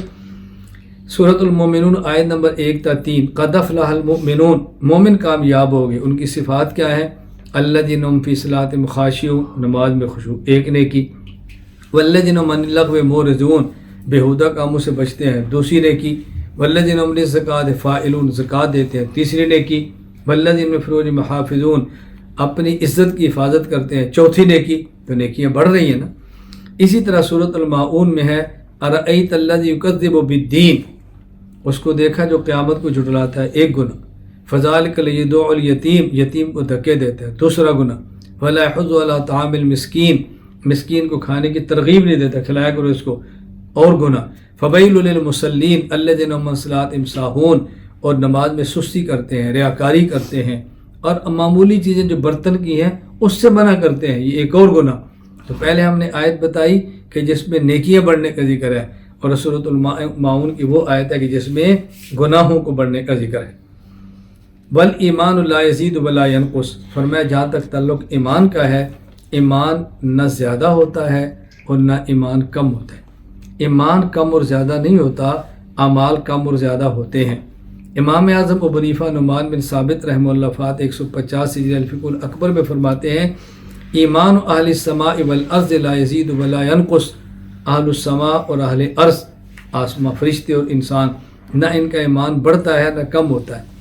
علامہ سید محمود علوسی رحمہ اللہ فات 1270 ہجری تفسیر روح المعانی سورۃ الانفال آیت نمبر 2 کے تحت لکھتے ہیں وذهب الامام ابو حنیفہ رحمہ اللہ وکثیر من المتکلمین الی ان الایمان لا یزید ولا ینقص فاختاروا امام الحرمین، کہ ایمان نہ بڑھتا ہے نہ کم ہوتا ہے. یہ اکثر متکلمین اور علم الکلام اور عقائد کے ماہر علماء کا مذہب ہے. علامہ عبدالعزیز فرہاروی رحمہ اللہ وفات 1239 ہجری مرام الکلام الایمان فی زیارت الایمان و نقصانی کے اندر لکھتے ہیں ان الایمان لا یزید ولا ینقص، کہ ایمان نہ بڑھتا ہے اور نہ ہی ایمان کم ہوتا ہے. اس پہ دلائل کیا ہیں؟ امام اعظم ابو حنیفہ نعمان بن ثابت رحمہ اللہ فات 150 ہجری کتاب الوصیہ میں دلیل دیتے ہیں. فرماتے ہیں ایمان نہ بڑھتا ہے نہ کم ہوتا ہے. دلیل کیا ہے؟ کہ دیکھیں ایمان کے کم ہونے کا معنی ہوگا کہ کفر بڑھ گیا. جب ہم کہیں نا ایمان کم ہوا تو اس کا کیا معنی ہے؟ کفر زیادہ ہو گیا. اور جب ہم کہیں گے نا کہ ایمان زیادہ ہوا ہے تو اس کا معنی کہ کفر کم ہو گیا. تو یہ کیسے ممکن ہے کہ ایک ہی وقت میں ایک آدمی مومن بھی ہو اور ایک وقت میں ایک آدمی کافر بھی ہو؟ پھر جب ہم کہتے ہیں کہ ایمان بڑھتا ہے تو ایمان بڑھنے کا معنی کیا ہوگا؟ کفر کم ہونا شروع ہو گیا. اور جب ہم کہتے ہیں ایمان کم ہو رہا ہے تو اس کا معنی کیا ہے؟ کفر بڑھنا شروع ہو گیا. تو ایک ہی بندہ مومن بھی ہو کافر بھی ہو، یہ کیسے ہو سکتا ہے؟ اس لیے ایمان بڑھتا اور کم نہیں ہوتا. دوسری دلیل کیا ہے امام صاحب؟ دوسری دلیل یہ ہے کہ ایمان نام ہے تصدیق کا یعنی ایمان نام ہے تصدیق قلبی کا، یعنی ایمان نام ہے اس تصدیق کا جو حد یقین تک پہنچے. حد یقین تک پہنچے گا تو ایمان ہوگا، جب حد یقین تک پہنچے گا نہیں تو ایمان ہوگا ہی نہیں، تو اس کا کیا معنی کہ ایمان کم ہو گیا۔ اب ایک سوال ہے، قرآن کریم کی بہت ساری آیات ایسی ہیں کہ جس سے معلوم ہوتا ہے کہ ایمان بڑھتا ہے، اور آپ کہتے ہیں ایمان نہیں بڑھتا۔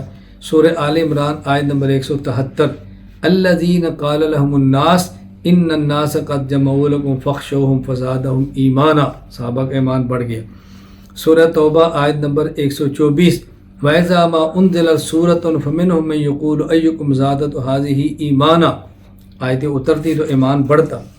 سورۃ الاحزاب آیت نمبر 22، وَلَمَّا رَأَى الْمُؤْمِنُونَ الْأَحْزَابَ قَالُوا هَٰذَا مَا وَعَدَنَا اللَّهُ وَرَسُولُهُ وَصَدَقَ اللَّهُ وَرَسُولُهُ، تو جب مومنین خدا کی مدد کو دیکھتے تو اس سے ایمان ان کا بڑھتا، وَمَا زَادَهُمْ إِلَّا إِيمَانًا وَتَسْلِيمًا۔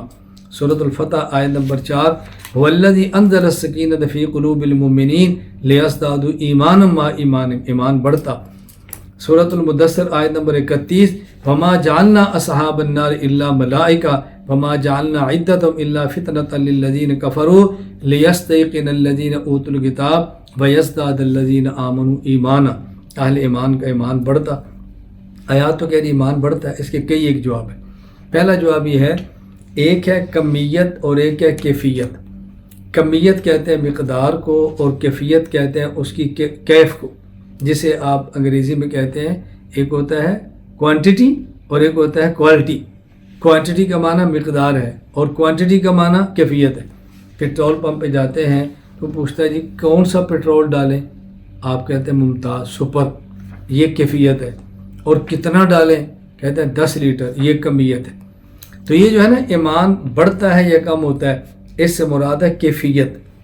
اچھا ماحول ہوگا تو کیفیت اور ہوگی، اور گندا ماحول ہے تو کیفیت اور ہوگی۔ ایسی مجلس میں بیٹھے جہاں لوگ قرآن پڑھتے ہیں، قلب کی کیفیت اور ہے، وہاں بیٹھے جہاں ننگی لڑکیاں ڈانس کرتے ہیں تو وہاں کیفیت اور ہے۔ تو اس سے مراد ہے کیفیت بڑھتی ہے، اور جو کمیت ہے وہ نہیں بڑھتی، کم ہوتی۔ مقدار ایک ہے ایمانیات، الحمد سے لے کر والناس تک قرآن کریم کی ساری آیتوں کو ماننا ہے، یہ نہیں کسی آیت کو بڑھا دیں یا کسی آیت کو کم کر دیں، ایک آیت کو مان لیں یا ایک آیت کو نہ مانیں، کمی بیشی نہیں ہو سکتی، سب کو ماننا ہے۔ لیکن کیفیت، قرآن پڑھنے والا اچھا قاری ہو، ماحول مسجد کا ہو تو کیفیت اور ہوتی ہے، اور اگر یہ ماحول نہ ہو تو کیفیت اور ہوتی ہے۔ دوسرا جواب کیا ہے، ایک ہوتا ہے ایمان اجمالی، ایک ہے ایمان تفصیلی۔ صحابہ کرام کا پہلے ایمان تھا اتنی آیتوں پر جتنی نازل ہوئی، تو جب اور آیت ہوئی تو ایمان اور بڑھ گیا۔ تو ایک ہے ایمان اجمالی، ایک ہے ایمان تفصیلی۔ ایمان اجمالی نہ بڑھتا ہے نہ کم ہوتا ہے، لیکن ایمان تفصیلی بڑھتا رہتا ہے۔ تفصیلی بڑھنے کا معنی کیا، کہ جتنی چیزیں انسان کے علم میں آتی ہیں اتنا اس کی ایمانیات بڑھتی جاتی ہے۔ اجمالی ایمان کیا ہے، یہ ذہن رکھنا کہ رسول اللہ صلی اللہ علیہ وسلم جو کچھ لے کر آئے ہیں وہ سب برحق ہے، یہ اجمالی ایمان۔ تفصیلی ایمان کیا ہے، ایک حدیث سنی، دوسری حدیث سنی، تیسری حدیث سنی، جتنی سنتی جائیں گے تو مانتے جائیں گے، تو یہ ایمان تفصیلی ہے۔ اور تیسرا جواب، یہ ذرا جواب اچھی طرح سمجھ لیں۔ اچھا، اور یہ جو ہے نا ایمان اجمالی اور تفصیلی، یہ تو رسول اللہ صلی اللہ علیہ وسلم کے دور کے ساتھ خاص تھا۔ کیوں؟ جتنا قرآن نازل ہوا اتنا مانا، جب اور نازل ہوا تو اور مانا، جتنی حدیثیں تھی مانی، اور حدیثیں آپ نے بیان فرمائی تو اور مانی، یہ مانے۔ یہ علامہ تفتازانی رحمہ اللہ کی رائے ہے۔ بل آیات الدالۃ علی زیارت الایمان محمولۃ علی ما ذکر ابو حنیفہ انہم کانوا آمنوا فی الجملہ ثم یاتی فرض بعد فرض وکانوا یؤمنون بکل فرض خاص۔ جب پہلے نماز فرض ہے تو اس کو مانا، روزہ فرض ہوا تو اس کو مانا، حج فرض ہوئی تو اس کو مانا، تو فرائض بڑھتے رہے تو ایمان بڑھتا رہا۔ تیسرا جواب ذرا اچھی طرح سمجھ لیں۔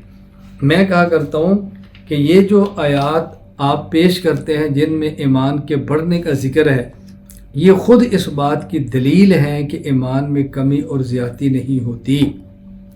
یہ دلیل ہے کہ ایمان میں کمی اور زیادتی نہیں ہوتی۔ کیوں؟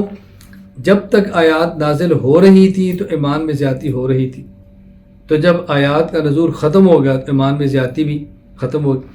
بھئی جب تک وحی کا دروازہ کھلا تھا تو ایمانیات بڑھ رہی تھی نا، تو ایمان بھی بڑھ رہا تھا۔ جب وحی کا دروازہ بند ہو گیا، ایمانیات بھی ختم ہوگی، اب کیسے ایمان بڑھے گا؟ تو یہ آیات اس بات کی دلیل ہے کہ ایمان نہ بڑھتا ہے نہ کم ہوتا ہے۔ بل ایمان و بل اسلام واحد، کہتے ہیں ایمان اور اسلام ایک ہی چیز ہے. ایک ہے ایمان کا لغوی معنی اور ایک ہے شرعی معنی. ایک ہے اسلام کا لغوی معنی اور ایک ہے اسلام کا شرعی معنی.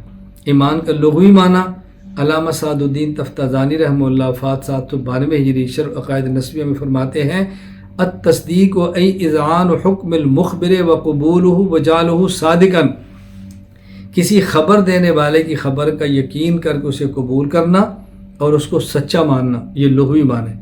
اور اصطلاحی معنی علامہ سید محمود علوسی رحمۃ اللہ علیہ وفات 1270 ہجری تفسیر روح المعانی سورۃ البقرہ آیت نمبر 3 کے تحت فرماتے ہیں التصدیق بما علم مجیء النبی بہ ضرورتا تفصیلا فیما علم تفصیلا و اجمالا فیما علم اجمالا. جو رسول اللہ صلی اللہ علیہ وسلم سے تفصیل سے ثابت ہیں ان کو تفصیل سے ماننا، اور جو اجمالاً ثابت ہے ان کو اجمالاً ماننا. میں نے مثال دی ہے کہ جنت کی جتنی صفات ہیں یہ ساری مانو. اللہ تعالیٰ کا دیدار ہوگا اس کو اجمالاً مانو جتنا ہے، تفصیل آئی نہیں ہے تو تفصیل مانے بھی نہ. اسلام کو لغوی اور اصطلاحی معنی. اسلام کا لغوی معنی المنجد فی اللغہ میں ہے انقیاد لامر الامر و نہی بلا اعتراض، کسی کے حکم کرنے یا منع کرنے کے سامنے بلا چوں چرا تسلیم کرنا، یہ لغوی معنی. اور اسلام کا اصطلاحی معنی امام اعظم ابو حنیفہ رحمہ اللہ نعمان بن ثابت وفات 150 ہجری الفقہ الاکبر میں فرماتے ہیں هو التسلیم والانقیاد لأوامر اللہ، اللہ تعالیٰ کے احکام کو بغیر چوں چرا کے ماننا، یہ شرعی معنی. لغوی شرعی میں کیا فرق ہے؟ کسی بھی چیز کو ماننا لغتاً اسلام ہے، اور اسلام کے احکام کو ماننا، اللہ کے احکام کو، اللہ کے اور رسول کے، یہ شرعاً اسلام ہے. ایمان اور اسلام میں لغت کے اعتبار سے فرق ہے، شریعت کے اعتبار سے کوئی فرق نہیں.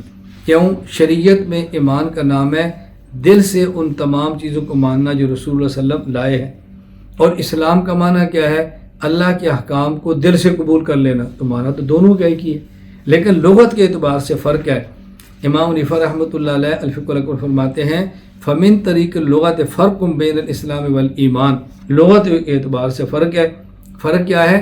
کہ لغت میں کسی بھی چیز کو ماننے کا نام ایمان ہے، کسی بھی چیز کو قبول کرنے کا نام اسلام ہے. تو لغت کے اعتبار سے ایمان اسلام میں کیا فرق ہے؟ لغت کے اعتبار سے ایمان کا معنی ہے ماننا اور اسلام کا معنی ہے کرنا، اور شرعی اعتبار سے ماننا بھی ہے اور کرنا بھی ہے. کیا مطلب؟ فرماتے ہیں الفرق من طریق اللغت فرق بین اسلام والایمان ولکن لا یکون ایمان بلا اسلام ولا یوجد اسلام بلا ایمان. شریعت میں ایمان وہی معتبر ہوگا نا کہ آدمی دل سے تصدیق کرے اور بلا چوں چرا تسلیم کرے، ورنہ کیسے ایمان ہوگا. اور اسلام وہی ہوگا نا جو دل سے مان کر کیا جائے، وگرنہ دل سے مانے نہ اور نمازیں پڑھتے رہے، یہ کون سا اسلام ہوگا؟ کہتے واہما کالظہر ملباطن، وہ ایسی ہے جیسے انسان کے اندر پیٹھ بھی ہے اور انسان کی پشت بھی ہے. پیٹھ بھی ہے اور پیٹ بھی ہے. پیٹ کاٹ دیں تو انسان کی پیٹھ نہیں رہ سکتی، پیٹھ کو کاٹ دیں تو پیٹ نہیں رہ سکتا. دونوں رہنا ہے تو انسان نے رہنا ہے. باقی اس پر آیات بھی ہیں اور احادیث بھی ہیں لغوی فرق پر.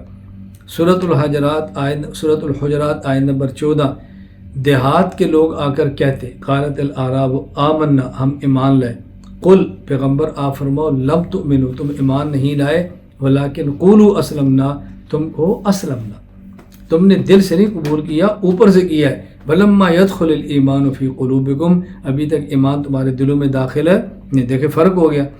اچھا، اسی طرح طویل حدیث ہے جو امام ابو الحسن مسلم بن حجاج القشیری رحمہ اللہ وفات 261 ہجری نے صحیح مسلم حدیث نمبر 1 نقل کی ہے. بڑی تفصیلی حدیث ہے، حدیث جبرائیل آپ نے سنی ہے کہ جبرائیل امین آئے اور رسول اللہ صلی اللہ علیہ وسلم نے پوچھا یا رسول اللہ اسلام کیا ہے؟ آپ نے فرمایا زبان سے اقرار کرو ان تشہد اللہ الہ الا اللہ ان محمد رسول اللہ وتقیم الصلاۃ، نماز کی پابندی کرو، وتصوم رمضان، روزے رکھو، وتؤتی الزکوٰۃ، زکوٰۃ ادا کرو، وتصوم رمضان، روزے رکھو، وتحج البیت ان استطعت الیہ سبیلا. 5 چیزیں عمل سے. کہ یا رسول اللہ ایمان کیا ہے؟ فرمایا ان تؤمن باللہ وملائکتہ وکتبہ ورسلہ والیوم الآخر وتؤمن بالقدر خیرہ وشرہ من اللہ تعالیٰ. یہ چیزیں مانو. تو اسلام بتایا کہ زبان سے 5 مانو، اور ایمان بتایا کہ دل سے 6 کی تصدیق کرو. تو دیکھو بظاہر ایمان اسلام میں فرق آ رہا ہے نا. جب ہم نماز جنازہ پڑھتے ہیں تو دعا مانگتے ہیں، اس دعا کے آخر میں لفظ کیا ہے؟ اللہم اغفر لحینا و میتنا و شاہدنا و غائبنا و صغیرنا و کبیرنا و ذکرنا و انسانا اللہم من احییت منا فاحیہ علی الاسلام. اللہ زندہ رکھ تو اسلام پر، فمن توفیت منا فتوفہ علی الایمان، اور وفات دے تو ایمان پر. کیوں؟ جب آدمی زندہ ہو تو ماننا بھی ہے اور کرنا بھی ہے، اور جب انسان مرنے لگے اب کر تو نہیں سکتا لیکن مان کر تو مرے نا. اس لیے بظاہر تھوڑا سا فرق ہے. وَإِذَا وُجِدَ مِنَ الْعَبْدِ التَّصْدِيقُ وَالْإِقْرَارُ سَحَّرُ أَن يَقُولُ أَنَا مُؤْمِنٌ حَقًّا.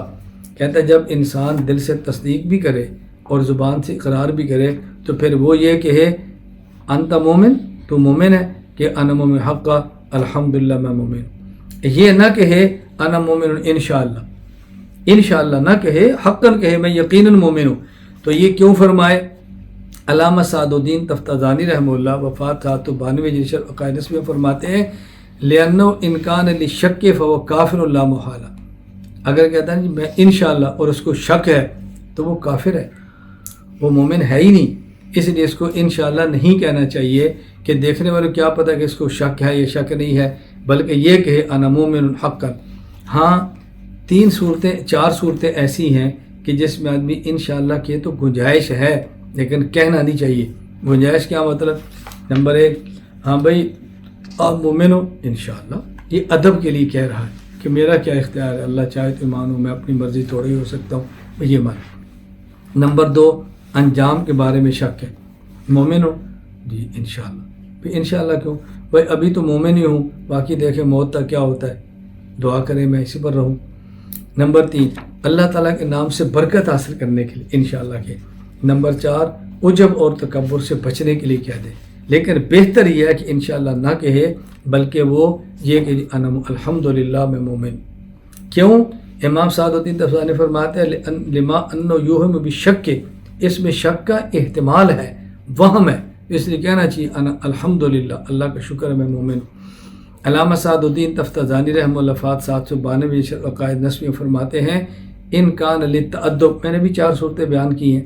اگر انشاءاللہ ادب کی وجہ سے یہ وَإِحَالَةِ الْأُمُورِ إِلَىٰ مَشِيَّةِ اللَّهِ، اللہ کی مشیت کے حوالے کرے، یا انجام سے خوف کی وجہ سے کہے تو، یا اللہ کے نام سے برکت حاصل کرنے کے لیے، یا عجب سے بچنے کی، اولی تبرع عن تزکیۃ نفس ہی. فرمایا ان کان للتأدب وإحالة الأمور إلى مشیئة اللہ او للشک فی العاقبہ والمآل لا فی الآن والحال او للتبرک بذکر اللہ او للتبرع عن تزکیۃ نفسی والاعجاب بحالی فالاولی ترکہ. گنجائش تو ہے لیکن بہتر یہ ہے کہ انسان انشاءاللہ نہ کہے. اگر وہ پوچھے تو کہے الحمدللہ میں مومن ہوں. اللہ تعالیٰ مجھے اور آپ کو عقائد پڑھنے کی، محفوظ رکھنے کی، سمجھنے کی، سمجھانے کی، امت کے ہر فرد تک پہنچانے کی توفیق عطا فرمائے.